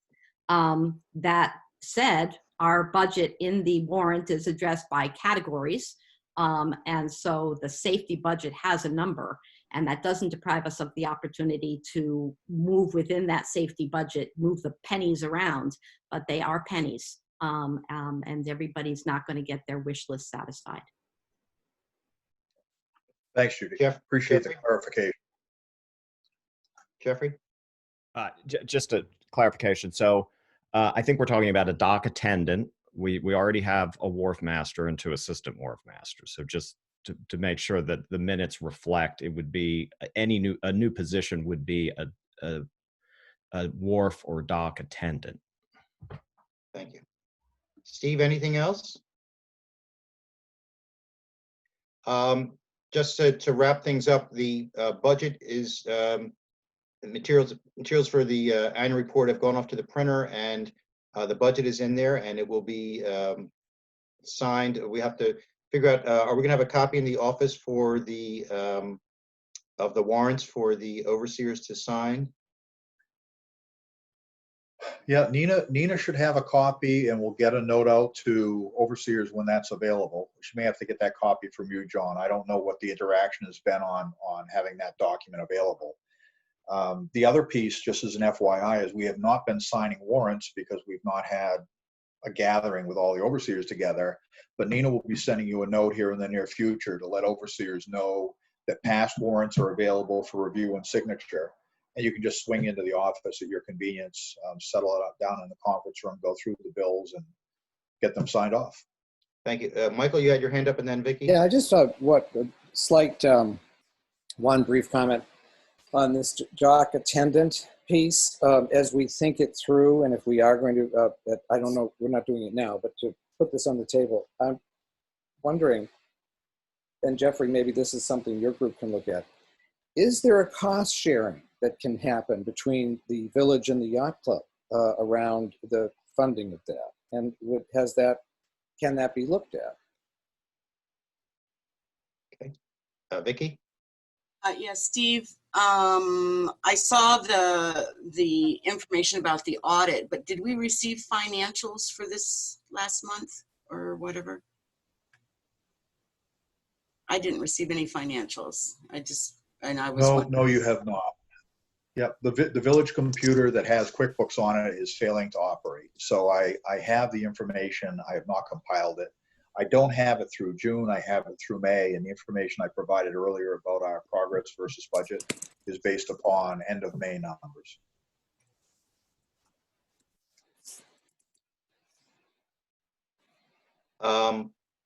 Nina, the warrant version that you sent out did not change at all. So that version is sufficient to post in the office and have people sign. Okay. I have a cleaner version of it where it's a little nicer looking, but basically yours is fine. Okay. Dan Webster, sure, Dan, what?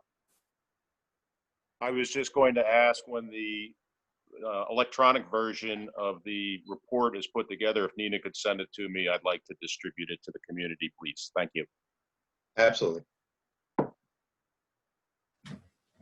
And I want to thank everybody, by the way, for the contributions to the annual report. There's one tiny piece that's not in there, but it's not anyone's responsibility here on this call. So, but it's at the printers now, and we're on schedule. So thank you very much. I don't know what your plans are for today, but I think that Beverly has her mic on if you have a chance, let me know. or something. Somebody does. Deantha just turned off. Oh, Deantha. Steve, I know you're going on to the finance committee, I believe, after you step down as treasurer. Is that correct? That is correct. Well, I hope that you'll feel certainly comfortable enough to keep attending these Sunday morning calls or meetings at your own discretion. Well, thank you very much. I'm sure I will from time to time. Thank you. We'll see you at the annual meeting. I'm going to move back into committee reports. Tree Committee, Lisa Fryer. Yeah, so I do have the tree committee report. I will say that there was also an issue with Merrithew Square, and I know Miss Mary Alfer Brown had wanted to make a public comment, but I don't know if we allowed for that at the beginning with the other issues that we had going on. Is this the appropriate time, John, or did you want to wait till the end for that? Do it now, Mary. Okay, go ahead, Mary. Mine as well. Okay, in the interest of trying to be quick, I'm going to read from some notes. Some background. In 1999, I purchased 31 Broadway across from the park, and I and my former neighbor tried to maintain the park with weeding and trimming of the bushes. But after 9 years, due to the alarming rate of growth of the bushes, it became untenable. Ladders and electric hedge cutters were beyond our abilities. So for the past 12 years, the hedges grew into 20-foot tall trees, which eventually obscured the water view, maybe 60–70% of it. And I spoke to Lisa about this and made her aware of the placement of a particular bush that was replacing what was there before. I was very happy to see that they had replaced them with bushes that are probably, hopefully, only going up to 4 feet. But this one bush, a lilac bush, was placed dead center. It's already about, I don't know, 10 to 12 feet out there, and it can grow up to 40 feet, which will obscure almost the entire water view. So my proposal is to move the lilac bush, and my husband and I will contribute to the cost of that, just to the other side of a bench in the park, where it will be better placed in terms of scale and in terms of not obscuring a water view, and will not affect other people who are surrounding the park. And also the other issue is maintaining the park. I would like to spearhead a volunteer committee to maintain the park for people who are living in the surrounding area of the park with weeding and trimming. Something I did for over 9 years before, and would like to get a few people to help me because I noticed the weeds are growing, and I know you have limited funds to do this. So I would volunteer to be part of that committee to help do that. So basically I need the bush moved just to the other side of a bench, and water views are valuable, and I didn't realize how tall this bush was going in because most of the things supposedly were dwarf size. This is not a dwarf lilac. So that's what I need to discuss today. Thank you. Yeah, and I would just say that I'm glad this is coming up as part of the tree committee report, and I'll let Lisa sort of direct wherever this conversation goes to. Okay. yeah, so Mary had come to my door and had requested that I bring this to the meeting, and I'm glad that I had encouraged her to come to the meeting herself to express herself. And I had mentioned that we had discussed this, and obviously the proposal we had voted on. So obviously it's a board decision, and so I'm glad that she came. Obviously, all the plantings that we did when I had picked out the bushes were all things I don't think grew any higher than the 5 feet. They were planted behind the mailboxes. The one thing that we did use that was full grown was the donation from Steve, which is the lilac. And, obviously I told Mary, I'm not on the board to make anyone, to give anyone trouble. It's certainly not my intent to do that, to take away her view or to upset her.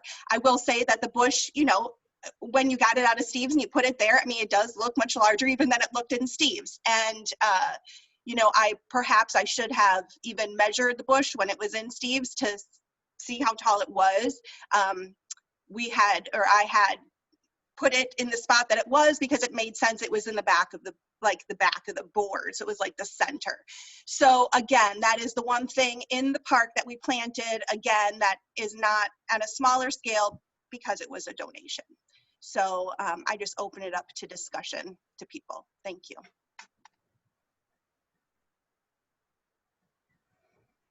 Yeah, I actually think, Lisa, that you have a committee, and your committee can work directly with Mary in however you choose to address these. I heard two things. One was that bush, and the second was setting up some kind of Friends of Merrithew Square, for lack of a better term. And I think that's something that the tree committee can help to organize, or, you know, participate in, or whatever. But that's why we have committees. You guys can figure it out there. Tree warden, Vicki Matthews. Yes, good morning. Okay, we have, as far as trees, the tree on Main Street, the CMP has contacted our arborist and told him that, you know, perhaps taking part of that tree down was their responsibility, but it will be a while. So I was thinking about this, and then I thought, well, a while with CMP could be very long. So I have asked our arborist to give a cost of what it would take to take that tree down if he was to do all the work. It's over wires, that's the problem. My guess it's going to be something like a $3,000 removal versus $1,000 to $1,500 removal for a large tree. But anyway, it's not an emergency, but that's what's on the table. And if it were to fall before we take it down, then several people will go without electricity for a while, probably. I was contacted about a tree on Griffin Street. It is dead. Bill has identified it as on village property, so that's on the list to be taken down. There's no obstruction, so it should be fairly simple. Our arborist, all these guys are really busy this season. None of these are an emergency, so I've given him the option, you know, when things open up, and possibly in the fall when things slow down. I went around with the arborist from Hawks Tree Service out of Phippsburg. They were pretty instrumental in helping a lot of people in the village, myself included, destroy brown-tailed moth caterpillars. So I went around with this arborist to the areas that we had treated in the spring for brown-tailed moth with the idea of spraying. And she will put together a quote for those areas. I included the same areas that were treated in the spring, which is Ruggles Park, Auditorium Park, Blaisdell Park, and the large tree in Bayview Park. And I also included Trailer Row because it's filled with oak trees and filled with caterpillars. If the village, if we decide to spray, it would be in the fall and in the spring. And for those people concerned about the spraying, there is a process that the arborist is supposed to go through to let people know that there will be spraying and what precautions they should take given the product that they're going to use. Most of the trees that we have are far enough away from the water so they can spray. There are a couple trees. One is that huge, beautiful oak tree at the bottom of Bayview Park. That is, one half of it she felt we could spray, the other half would need treatment. I'm not quite sure. I don't think if she treated it, it would be treated in the fall, but I'm not clear on that. So basically we talked about spraying. I've tried to get a thumbnail sketch of how successful our $10,000 in treatments were.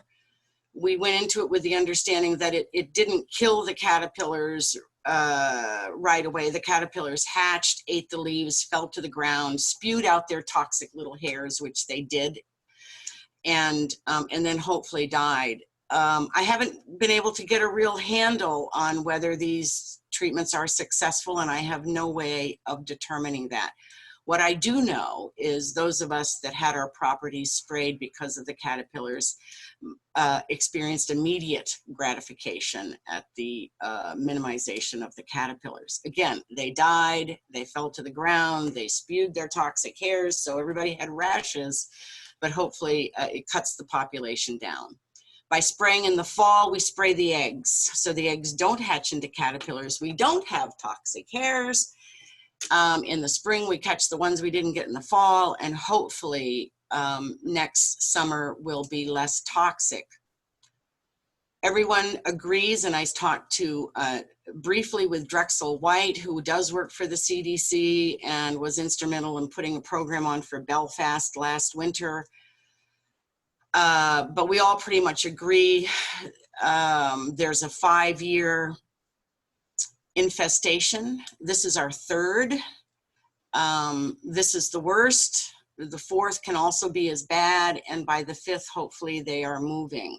I do know people are seeing them to the west, Lake St. George, the Augusta area. So, you know, I think we need to hunker down for another year before we see any real decrease.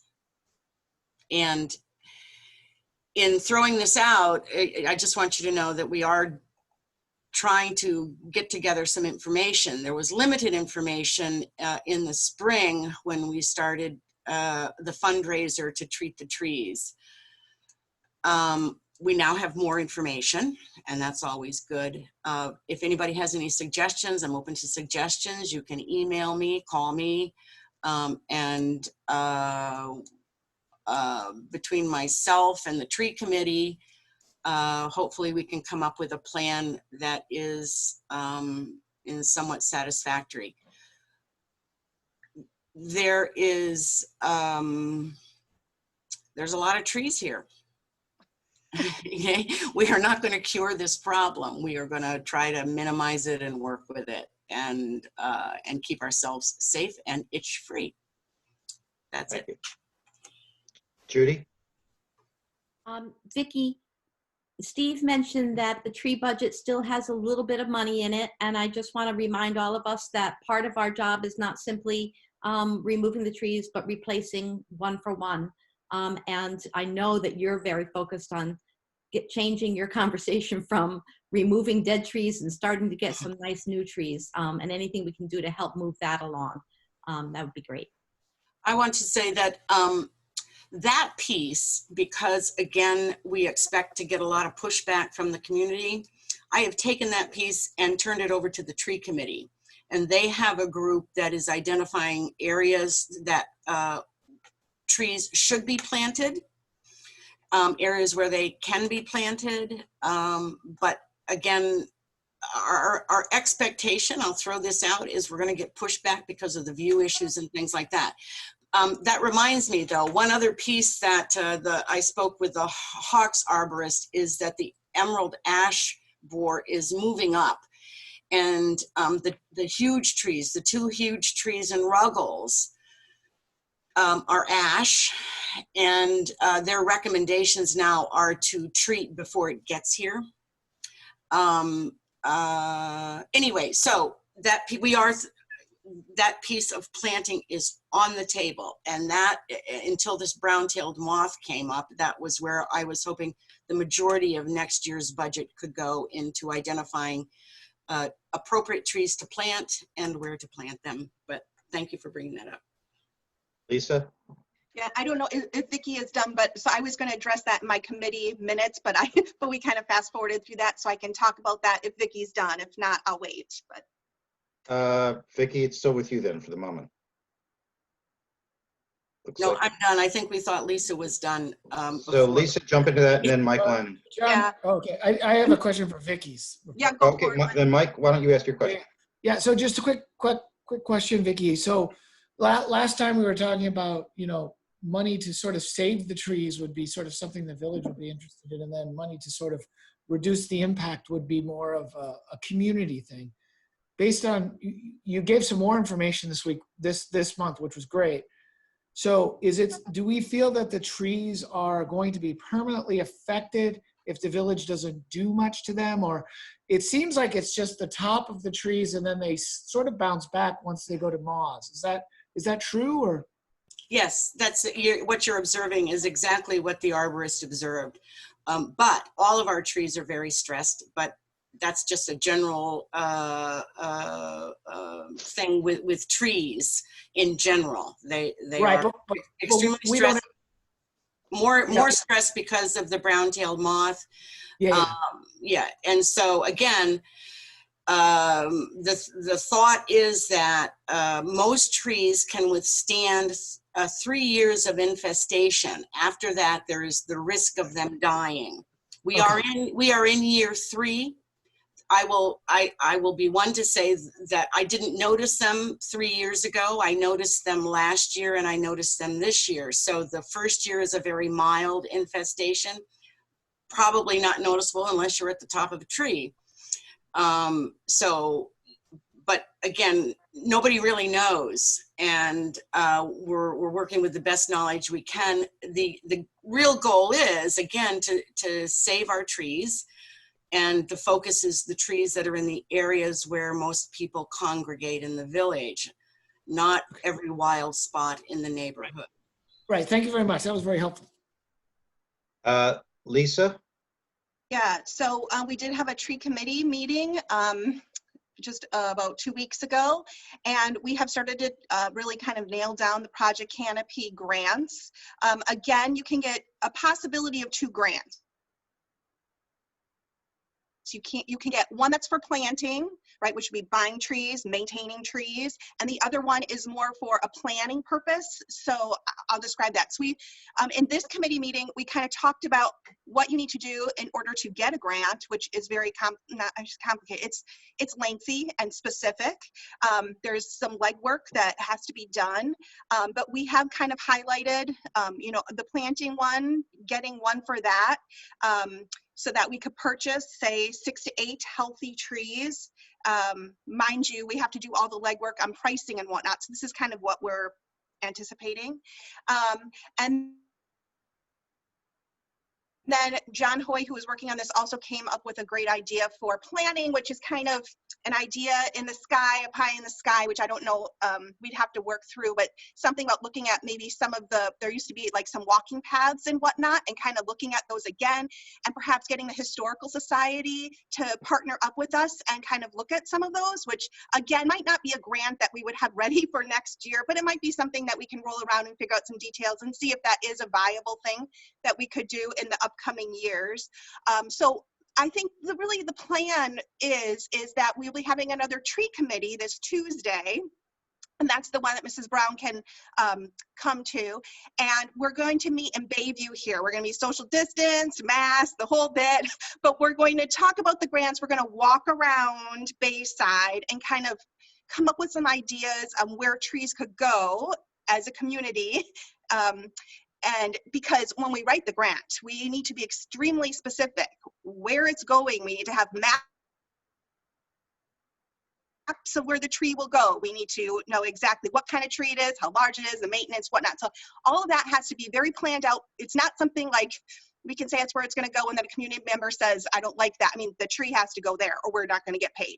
So, so anyhow, that is the plan. We'll have another tree committee meeting on Tuesday and kind of walk around in person. And of course, we continue to work on the brown-tailed moth sorts of things. I do have an email into Project Canopy asking if there's any way that any of these grants can be used towards brown-tailed moth. I have not gotten answers back yet, but I will stay on it and hope that I could actually speak to someone on the phone and get a response. Also, the last thing with the brown-tailed moths is that the committee thought it might be a nice thing to have like one resource where everything is together in one spot. And so I am compiling things that I have sent out in the past, things that Dan has sent out, and then getting like Drexel's presentation, things like that, so we can have one community resource that people will have at their disposal to deal with this next year. So that's about it for me, unless anyone has questions. I just have a comment regarding what you were saying at the end there, Lisa, about creating a sort of hub for this information. Mm-hmm. I don't want to say I'll charge you and Vicki, but I hope that, let's say in September, October, there can be a short document that goes out to the Bayside community, let's say through Dan's website, that says, here's 2020, this is what we experienced, and here's what the NVC is able or planning to do in 2021. We may change those things, just like COVID, it may vary, but I think it'd be good. A lot of people have been saying, so what's gonna happen next year? And just to lay out in broad strokes. I don't think it has to be very detailed. Go ahead. Yeah, I agree. And I also think that, and Vicki and I have talked about that, this is a timely thing that, I have seen many comments on Facebook and people wondering how they can help. And I think, again, we're happy to take donations. This is all costs quite a bit of money. And I think that we'll put out, just some general communication while it's fresh on people's minds that if they'd like to give something now, they absolutely can. And we'll be working towards that goal of saving trees by treating the brown-tailed moth. So. Great, thank you. I'm going to move along and it stays with you, Lisa, with Communications Committee. Sure. Communication. So we've just continued to communicate various things. There were some changes in the quarantining and testing, and so that was hung up. I have not hung up anything specific to the states or reminders in general, which during the safety committee it had been brought up that maybe we should send out a whole another reminder of what all the rules are. And so I was kind of waiting until this meeting to draft something, but I will work with Michael on that, and we can come up with that and put some new signage around on the boards, and perhaps have Dan post something for us just as a reminder, because I know there are some people that have said they didn't know about certain rules. So we absolutely can do that. There were, and Michael can speak to this, there were a lot of complaints about the basketball court. And so as you remember, when we ordered the signs, we did the minimum as much as possible to save money. And so we did order 2 small ones that are being shipped to us to add. Right now there's like little pieces of paper hanging there, which probably won't last too long. And then lastly, as John was saying, I have to give John the credit for the annual report. He put it together kindly, and I proofed it at the end. So that is in good status right now, and really thanks to John so much. So that's it for me. Great, thank you. Finance Committee, Judy? You're on mute, Judy. Nothing to report. Reminder that each overseer needs to make their way over to the office to sign the warrant. It will need to be published, and so you'll need to go in there and sign it. I have in the agenda, Judy, that we were going to at least have a discussion or at least raise the issue of electronic signatures and whether they would be allowed in the future. I believe, is that what that's referring to? I was actually discussing the annual warrant for the annual meeting, but you're right. Wendy, as a member of the Finance Committee, has suggested, particularly in these crazy times where we're not together, that we should be doing, should have a general vote to approve electronic signatures. We can do that now. I was waiting for Wendy to become the treasurer of elected, but we could do that now if you'd like. Let's do it now. I move that we allow electronic signatures on all warrants. Yes. Second. Second by Michael. Any discussion? Hearing none, all in favor? It's unanimous. Thank you. Governance Committee, Judy? The Governance Committee has not met again on the parking ordinance for the reasons discussed before. I'll take advantage of this time to remind people that there is a draft parking ordinance posted on Dan's website. That's the result of a winter long of analysis of the existing parking ordinance. I welcome the Infrastructure Committee is looking at a piece of what the Governance Committee looked at, which is not only do you want to regulate, but you also want to assure there's appropriate access for parking.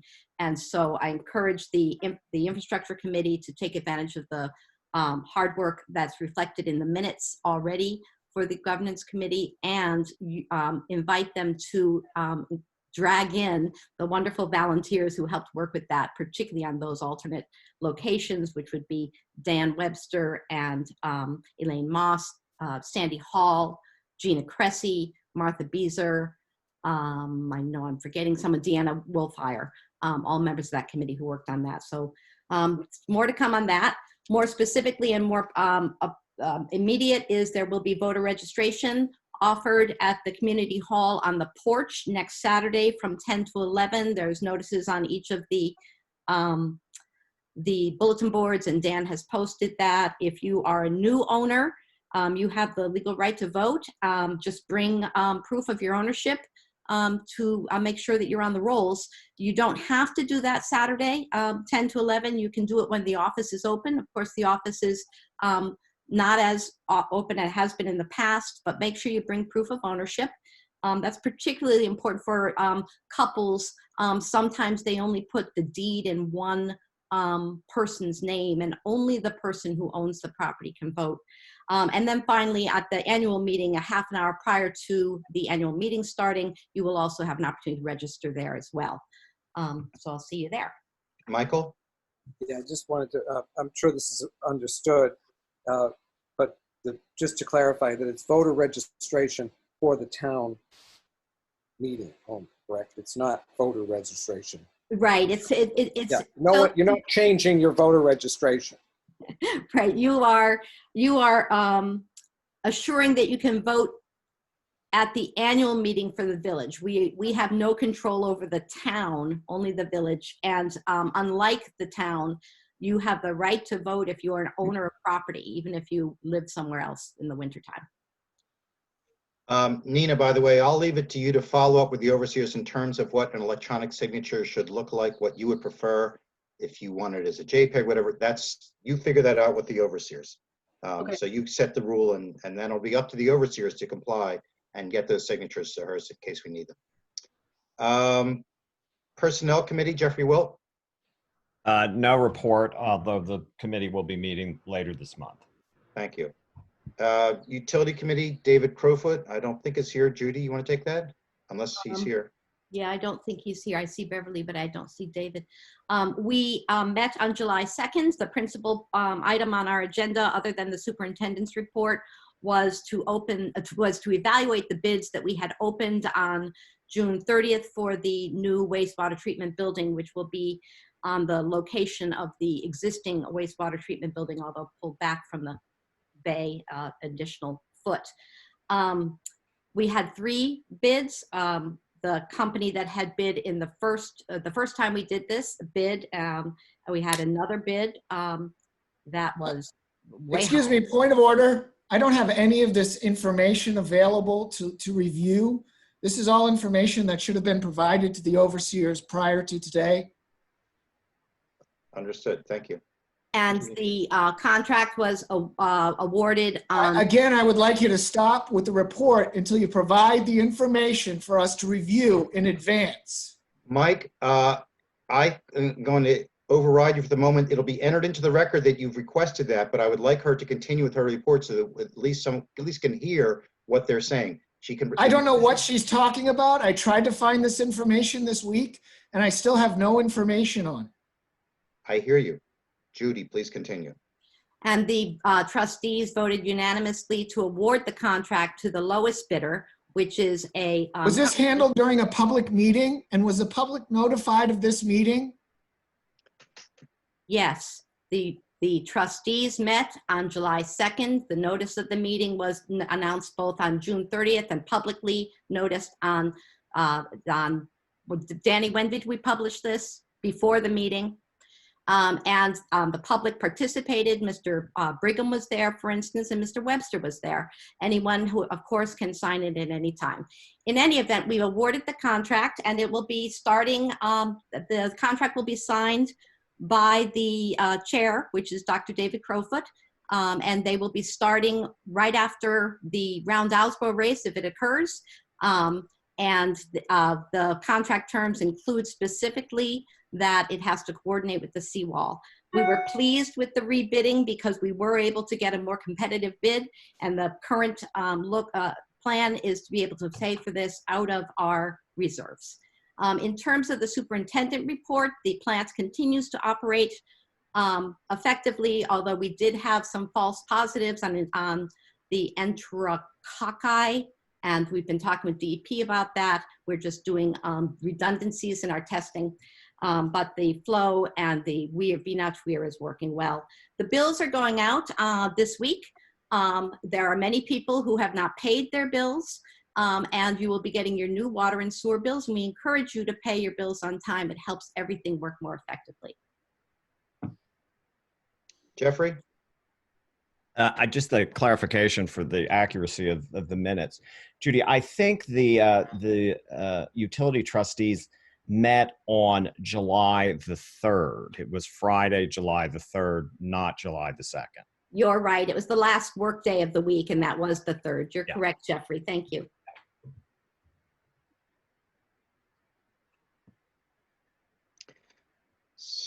Waterfront Safety Committee, Jeffrey Wilt. No report.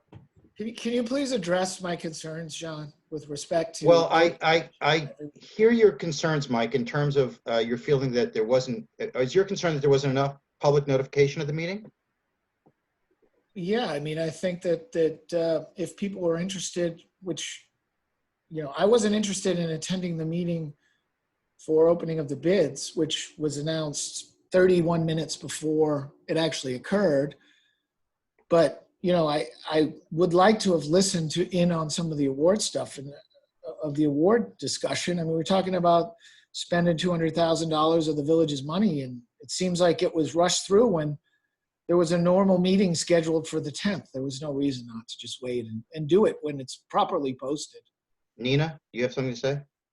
I just want to say that the notices were sent out before the meetings, and in the June 30th opening of the bid, it was stated when the next meeting would be. It was in the minutes. Those were provided to Dan Webster. I would also like to request that if any committee or overseer has a specific set of people, email addresses, etc., that things need to be sent to, you need to tell me, because no one has given me that direction. I send it to who I am told to send it to. That's exactly who it was sent to, the days before the meeting, not 30 minutes before. And at any given point in time, I could have been contacted to give you that information, and I would appreciate being told who needs to get what and when, so that we don't have this back and forth. Everyone needs to know, and I have no problem sending it. You just have to tell me who to send it to. I think we should have a process discussion about how this all plays out. It's right now 10 o'clock, and this meeting is continuing on for a while. Part of the reason of having it at 8 o'clock was to move things along. I agree, Mike. I think we should have a process discussion in terms of how meetings information is conveyed back and forth before and after. No, I'm not satisfied with this discussion, because it's not what I'm talking about. What I'm talking about is the public notification. I didn't ask to be notified independently as an overseer or as a concerned citizen. I asked to be notified as a citizen prior to the meeting. If we're going to do announcements, if we're going to send these things out, we have to be consistent. We either have to send them out and post everything and have Dan send it to everybody who wants to be on the list, or we don't do that. We can't do it halfway, because it's not reasonable for people to understand how it's going to be posted. There was no posting on the board at the village of this meeting prior to the 30th. And it shouldn't be the responsibility of a citizen to go to the meeting on the 30th to find out about the awards deliberation on the 3rd. It's just, if it's going to be on the regularly scheduled meeting, that's one thing. But if you're going to have a special meeting, you should go out of your way to let people know that you're going to spend $200,000 of the village's money. To make sure that we don't have a confusion or misrepresentation, as to the June 30th event, that was the opening of the bids. That date was set at the early meeting in May, where we decided we needed to put it out to bid again. That June 30th date for the opening of the bids was out there for as long as the bid was out there, which was nearly a month. When we opened on the bids, there were public people on the record, and that was publicly out there for a number of months. Because of the need to award the contract, we did then do a public notice of the utilities decision to have a discussion about the bids that we received, and that was published. And people participated in that July 3rd meeting. Jeffrey, you had your hand up? Yeah, the point I was going to make is, to Nina's point of needing to understand who to communicate to, I do believe that for all of these meetings, the communication needs to go to the general public and to the general electorate. So it's not, is Jeffrey a trustee or not? It's everyone needs to know. So we have to develop a process where meetings are posted for public knowledge with appropriate notice. Okay. Nina. Just as a side note, that is in development. It's just been put off until after the annual meeting. So it can go into place very quickly. It's just certain things have pushed it aside. And I'm just simply looking for you all to tell me, where do you want it? When do you want it there? And who's supposed to get emails? Who's supposed to see paper? Where's it supposed to go? There is no process in place. And I'm simply asking for that. Yes, that's John, that's understood. I think it's not Nina or Dan's responsibility to write up what the announcement should be with respect to when we're going to have a meeting or what's going to be discussed at that meeting. That's the individual committee's responsibility. Okay. But it's definitely the responsibility of the utilities committee to go out of their way to notify Dan and Nina that there should be multiple public announcements of, one, there's going to be a bid, there's going to be a rebid, there's going to be a bid opening, and there's going to be a discussion of this that's going to spend hundreds of thousands of dollars of villagers' money. They should go out of their way for that. And to hide behind the normal, regular, well, if you'll have to go look at the meeting minutes, and it was announced at this meeting that we're going to have this meeting, and that's not acceptable for something that's of this order of magnitude. Okay. And I think that we need to have the utilities schedule through the communications committee until they seem to be able to notify Dan and Nina. And Lisa, I would like you to had your hand up? I was just going to say, I mean, it sounds like, I think we can fine tune the process, right? And I'm open to whatever we need to do in order to do that. So I understand everyone's concern, and I think, I know we have the annual meeting next month, but I think we can work through it. We can come up with a process so that that makes it easier for all and the communication gets better. As part of this, I've had, Nina and I have been talking about creating an NVC website. I've also spoken offline to Dan about this. But there will be it's another thing I was sort of going to wait till we get past the annual meeting to create a very simple website for the Northport Village Corporation, on which would be listed officially all minutes, all agendas, all schedules, etc., rather than expecting Dan to have to carry the weight in that regard, the way he does. But that's a project for me to deal with Nina in the future. Lisa, then Jeffrey. Yeah, no, I completely agree with you. And I think that this period of time with COVID is like the perfect example of there is just so much information, and it would just be wonderful to have one website of our own that, can delineate the information. And Dan does a wonderful job. It's just we have so much now that's going out that I think it needs to be very specific in one defined place. And then I think some of these issues wouldn't be issues anymore. Be clear communication. Got it. Jeffrey?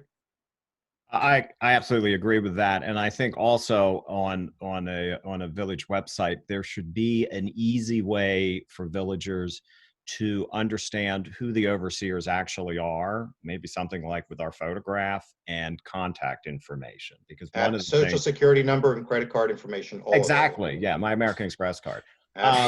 Jeffrey, contact information only. But one of the things I've consistently been hearing in recent weeks with all the COVID stuff is there's some confusion as to actually who are the overseers, how do we find you? It would be nice to have a place where it would be convenient and easily accessed. Gonna do it. Town of Northport issues. Vicki, are you sort of keeping an eye on that, or is there anything to report? Town meeting Thursday the 16th, I believe.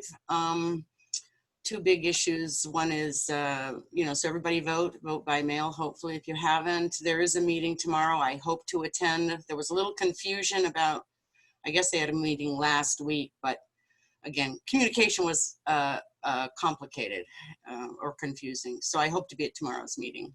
But other than that, nothing. Everything's focusing on how to have the town meetings, just like we were.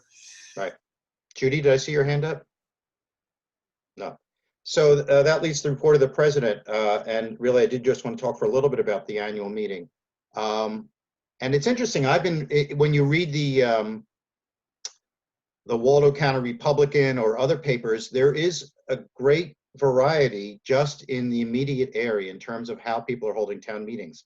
From those who are doing it where they have always done it and crossing their fingers, I guess, to people who are essentially doing it entirely as a virtual meeting or having people mail in ballots, secret ballots. We're sort of kind of in the middle, I guess, in the sense that we are going to have a traditional meeting, but we're going to have it outdoors at the basketball court. Our backup in case it's pouring rain is that we will go to community hall and we'll figure that part out when we get to it. But we should know that, a few days in advance if we're going to be in that situation.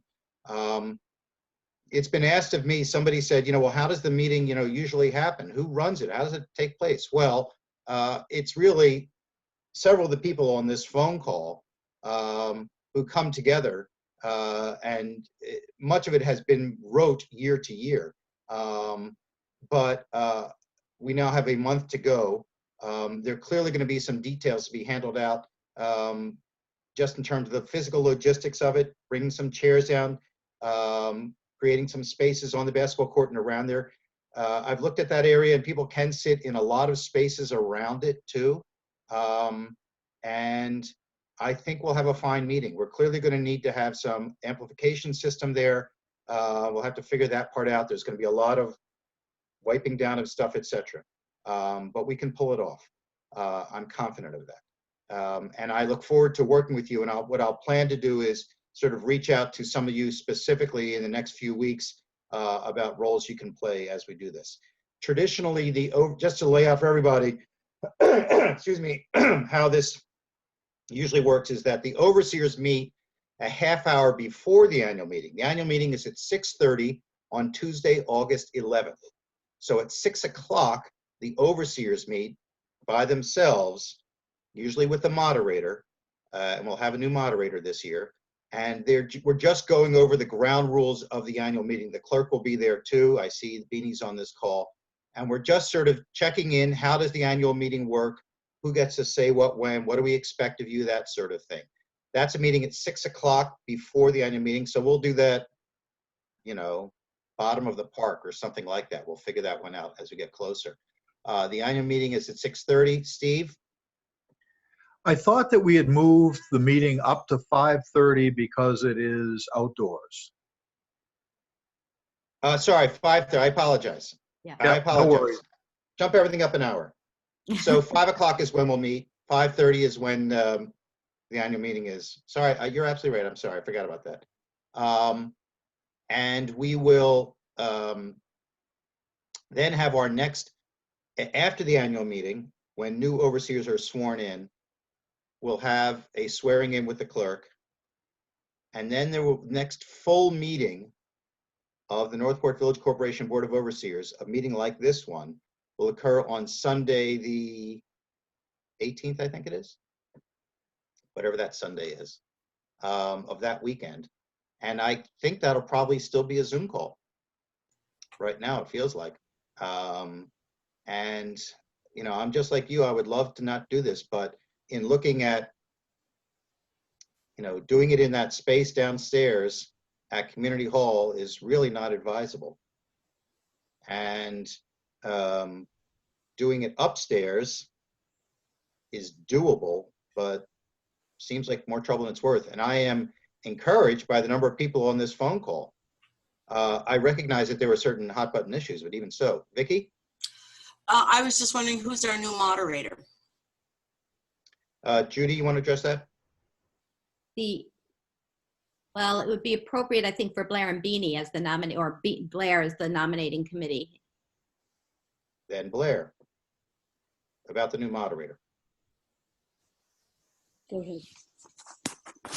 Yes, we do. We do have a party aligned for that evening. You can say who it is, can't you? Yeah, you can say who it is. Should I say who it is? Yes. All right. Yes, it's Lee Woodward of Belfast, an attorney who has performed this position many times before. Great. Not for us specifically, but for other communities. He's well versed. Vicky? Do we have a slate of people running for the open overseer seat? Not yet. I'm not done. I would like to request, I don't understand the secrecy around this sort of thing, and maybe it's something historical that I don't know the story about, but I would just like to know ahead of time who these people are, rather than to hear the name for the first time at the annual meeting. Sure. Sure. Judy? I was just gonna, so now I'm echoing Vicky. I was going to say that I noticed that the request for nominations says that it'll be announced at the annual meeting, and I don't understand the reason for that. I recall that they used to actually post a document on the bulletin boards. Whenever, it's hard work to find somebody who will do this work. And so I know often Blair doesn't have that worked out until the last minutes, when he's finished wrestling someone's arm behind their back. But as soon as we know, it would be wonderful to know. And the other thing I wanted to say with regard to the moderator is Tim Samway has done a wonderful job for us over the years. And he has been saying for a number of years that each year is his last year. And this year he followed through on that. So I reached out to Lee Woodward, and as Blair had said, he has a great deal of experience in this area. And the wonderful thing is that he does it as a volunteer. So. Vicky? I would just like to say, as an overseer, and I think this is my third year, this has been a very difficult year. So for those of you listening who are interested in finding out how the village runs, being an overseer is a bird's eye view of that. It's not that bad. I have continued to be an overseer, although there are those times when I throw my arms up and emote greatly, that I find it very interesting. And I've said in the past when I've thrown my hands up, I will continue to do this till I don't find it particularly interesting anymore. It's not that bad of a job. My other feeling was, after I was the 11th person they approached to be an overseer, was that in a small community, everybody has to do their dues. So if anybody has any interest, please let Blair and Mr. Cressy know. I think they're our nominating committee. And I'd be more than happy to speak to anybody about the pluses of being an overseer. Thank you, Vicky. That was to the point. Absolutely. Let's move along. Report of the village agent. Bill. Vicki, just before you Yes, move sir. on, I wonder if you could, because we're all on camera, just show us what that looks like when you throw your hands up.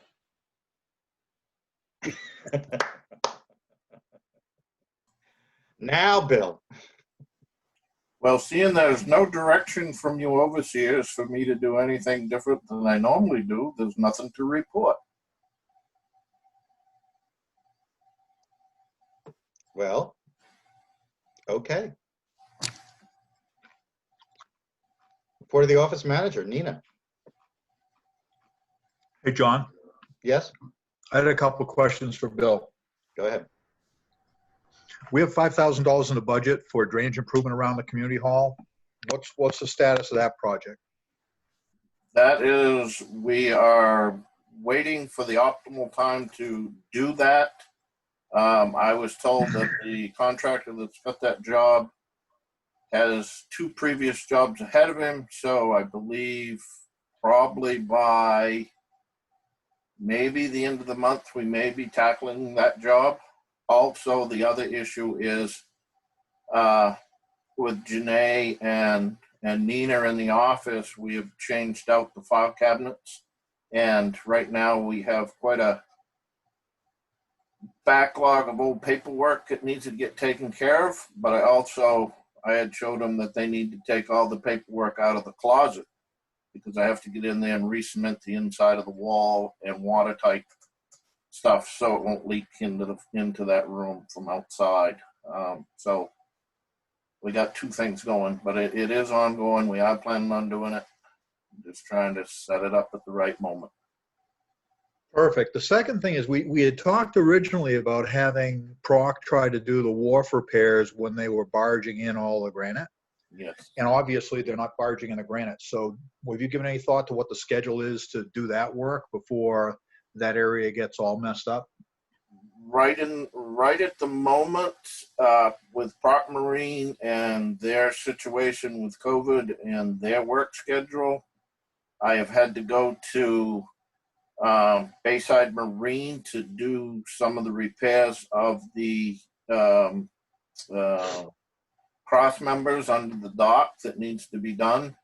He's in the process of trying to find the proper materials to do that. He may have to go to Proc Marine to see if they can cut that out for him. He's planning on doing those repairs as soon as he can get that work. And that's a portion of the normal maintenance, right? Right. So there should be some funds available to the overseers if we're not going to do all that work.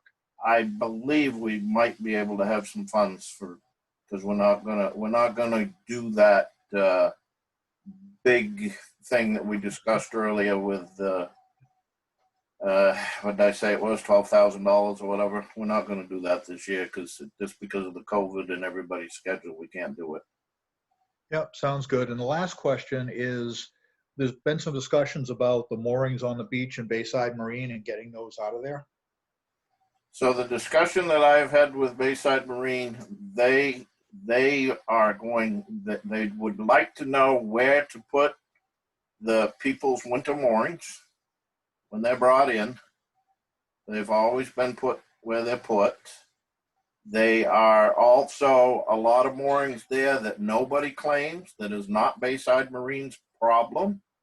There is also mooring blocks there that the yacht club uses. So we're still in negotiations trying to figure out what we're going to do and how we're going to try to address that. But the plan is to identify the moorings that could be removed. Yes. Yeah, and the plan, as I understand it, Mike Lannon, is that when the contractor's on site, we'll approach them for an add-on to the contract to get those out of there. Is that correct? No, I don't think we're going to try to include that into this project at this point because I don't think it makes much sense to have the contractor be working out beyond the limits of work on this if he's not barging in materials. Well, the original discussions we had about that were a little bit different from my memory, that we thought it would be appropriate to try to do something. If that's not the case, that's fine. That was the original discussion, Kaz, was to have them do it because they were going to have Proc on site and have a barge and be able to do it. But now with all the blocks coming in from land, I'm not sure that makes the most sense. Okay, so if it's not doable, Nina, can we have that shown in the minutes, please?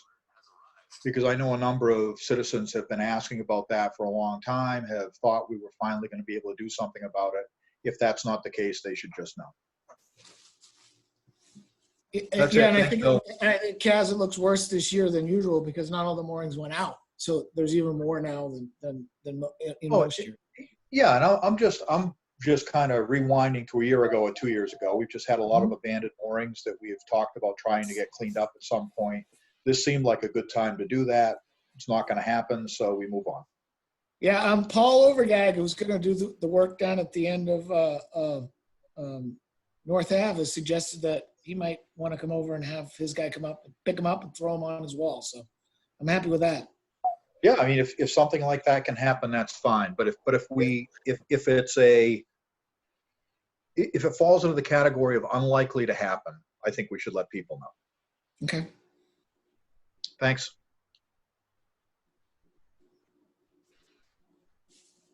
John, you're muted. I'm just going to note that on the group chat, there was a question about voter registration, and it's been responded to by a few people, but we'll just say it out loud again, that on July 18th, which is next Saturday, from 10 to 11 at Community Hall, there'll be voter registration for people who need to register to vote in our annual meeting, which is on August 11th. If you can't make it there next Saturday, you can also register to vote just before the annual meeting. So the annual meeting's at 5:30, so I'm going to say, Judy, in the 4:35-ish range, somewhere in there, that Tuesday, the 11th, in the best. We'll figure out where to do it there. So there's two opportunities for people to register. Most people tend to be registered, but if you're not yet, those are the two opportunities. Michael Terrell? Yeah, I just wanted to, I forgot of one thing on the safety, and it's related if Bill could weigh in. Bill, the swim buoys. We talked about the swim buoys in the safety committee. Can you just update? They're going in, correct? Indicating the limits on the swimming area at the beach? I would imagine so. I just, normally the yacht club took care of the placement of those, where the yacht club doesn't have anything going on this year. And I'm still sketchy on where you want them placed. How do you place them at low tide on the beach over where the lifeguard is? I mean, that's my, where you want them placed. Do you want them in the normal spot, or do you want them placed over on the beach is where I've been hearing they want them. I don't know how you do that.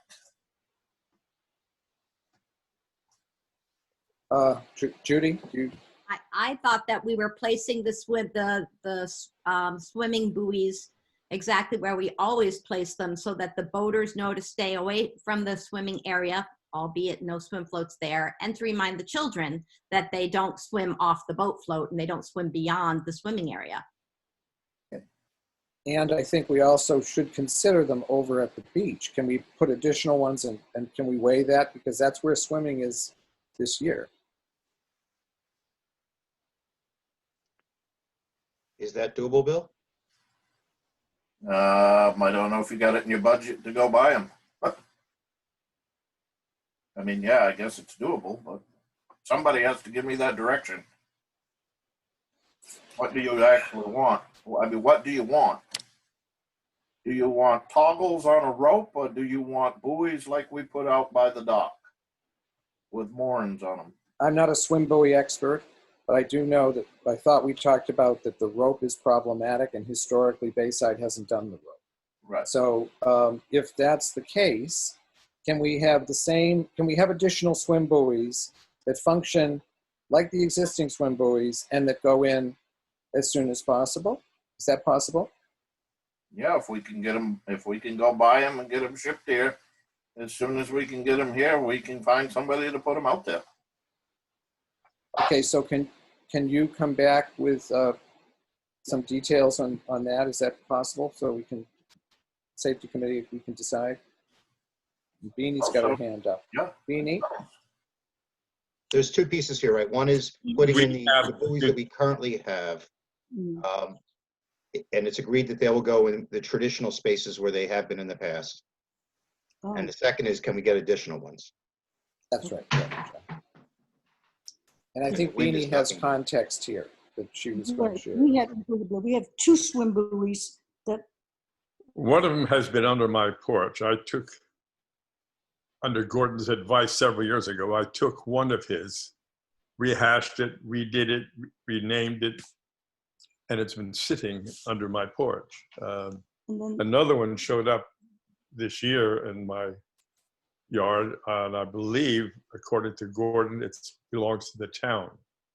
So we have two swim buoys. We have two swim buoys. So just so I'm clear, are they placed just so I'm clear? They can be placed. Okay, but just so we're clear, so we can move quickly on this, are they additional swim buoys to what Bill already has that would go in, or are they the swim buoys that go in typically? Because if they're extra, well, then we don't need to buy new ones. Can we just clarify that? Billy? As far as I know, The buoys that Blair have belong to the village. They're the only 2 buoys that we have. As I stated in the past, the village agent has never had to put the buoys out. It was always the yacht club. So I don't know how that works. Neither do So I. Jeffrey, can you coordinate as a waterfront safety issue? Can you buoy to you, Jeffrey? Can we get that going? Thank you. We'll take it. Michael, does that resolve that for you sufficiently? Well, then we'd also have the other buoys at the swim area. And if we could price them and get a proposal, and then we can know how to move on those. Is that possible, Bill, to get that this week? Yes, that's possible to get that this year. No, this week. I don't know if I have time to get it done this week. I am in the process of reading water meters. That comes first. I'm only one person, and there's other issues out there that have to be dealt with. I will do it as fast as I can do it. That's all I can. I know you will. I know you will, Bill. Thank you so much. Jeffrey, follow up with me on that, on what additional buoys and information. We'll research that. Okay. Nina, report, office manager, or anything like that, whatever you want to call yourself right now. Just a few things. We've had a lot of questions about purchasing trash stickers, and they are not available at our office. They are available at Wentworth Grocery and at the town office. I will put together the warrant for signing. I'm going to try to have it so you can do it all at once instead of having to come back and forth. And then the office is open during the posted hours for anyone to come in whenever they want to. That's it. Questions for Nina? Anybody? Just one. Well, I have one actually, Nina. Thank you for jumping on that paperwork with Ronan. And is there an update we can get offline, you and I, so we can? That's an easy process with him, correct? Yeah. Yes, I emailed him the paperwork, and as soon as he I told him to have it done by this coming Thursday. So hopefully, as soon as he completes it, I'll know. So I will let you know also. Okay, and just for everyone's edification, we have the 7-day lifeguard situation will come in the next couple of weeks. He's going to fill in when he can on a couple Sundays upcoming. He's balancing some existing commitments. And then when it does, I've got the dates downstairs, but when it does come in a couple of weeks, he's working Sunday and Monday. Great, So thank you. Yeah. Anything else, Nina? Wonderful. We have opportunity at the end of our meetings for anyone who's on the call, overseer or not, if they want to comment on any of the agenda items, raise your hand. Dan Webster.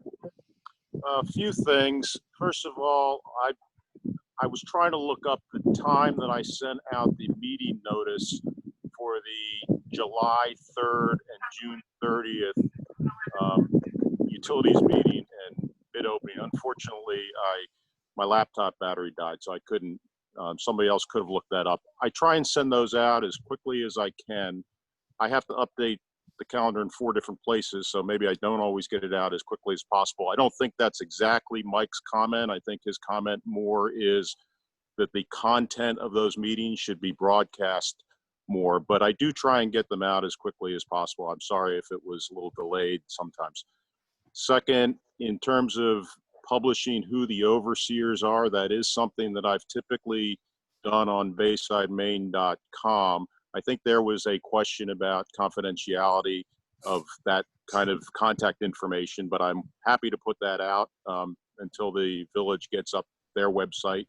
I just need somebody to tell me what they would like published.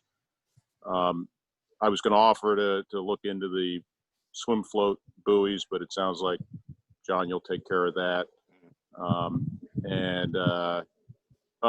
In terms of the moderator, I believe, as far as I'm aware, that's a nominating process at the annual meeting. I was surprised to hear that Tim wasn't going to be nominated this year, but I know that he has been talking about going off. But it sounds like you sort of appointed Lee Woodward as opposed to nominated him, just as kind of using Mike's term, a point of order. I thought that was something that occurred at the annual meeting by the villagers If he's going to be nominated, that's fine. But it sounds like you've actually appointed him as moderator, which surprised me. That's all I had. No, the question had arisen, do we have, if we don't have a moderator, who will the moderator be? And that's where we said we contacted Lee Woodward, who had agreed that he would moderate. He will still be nominated at the meeting, but we don't want to go into the meeting with no one who wants to be the moderator. We wanted to make sure that we at least had one person who was willing to be moderator. Janae, you had your hand up? I just had 2 requests for communication issues for the overseers or the appropriate committees to handle in the future. And one is with all the blocks arriving in August. I've actually had a couple of people talk about wondering whether that anything with the seawall is going to impact the normal time that the boat float is brought in. And so maybe just it would help to clarify when that's going to happen this year, or it won't happen any earlier than, something to give people an idea. And the second request for communication, which I already brought up to the infrastructure committee, is something to the Park Row residents in writing about what's going to happen when our traffic down here is impacted. So that's all. Thanks. Thank you. I have anybody else with any comments? I've got several people here where I can't see them, so you would have to speak up, actually.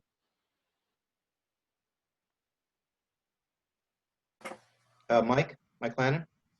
Yeah, I have a comment as sort of more as a citizen. And I think I see that this whole COVID discussion as sort of more of a broader issue. This is what's bothering everybody, and it's the issue of the day.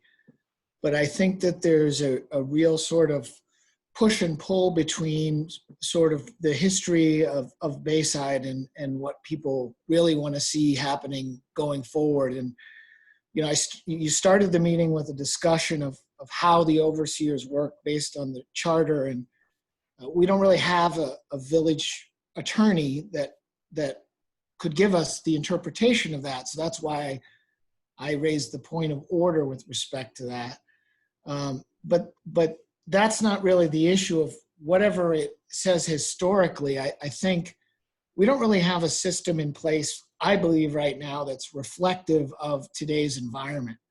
And I think we ought to consider having a citizens committee after the annual meeting that would consist of a majority citizens, and then maybe like the 2 most recently elected overseers to discuss sort of the transition from the history of this to really how we should be doing things today. Because I've had people mention to me that they're not even sure that we should have a Northport Village Corporation anymore. And I can see the argument for it. The argument would be that we take all of the things that we do from a utilities and road maintenance and everything perspective, and hand those back to the town, hand the taxes back to the town, and then form more of an association within the village for people to do whatever they want to do here. And I think part of the reason for that discussion is that it doesn't make sense in today's email world that we actually have meetings once a month, and then that's the only time we discuss things formally and respond to people. It's not the way today is. So, an association has the ability to do that. Changing the charter might be an option. How you would possibly have an association and do that, I have no idea about the legalities or whether it's even feasible. But I think the way to start is, how could we adjust the Northport Village Corp to be more along the lines of what I think we can be more along the lines of sort of today, more responsive in the way we are. And I just think that maybe getting a handle from people that are outside of what we're looking at on a day-to-day, week-to-week, month-to-month basis might be helpful. So it's just something to consider. That's a good idea. Casey Brown? Yes, yeah, thanks everyone.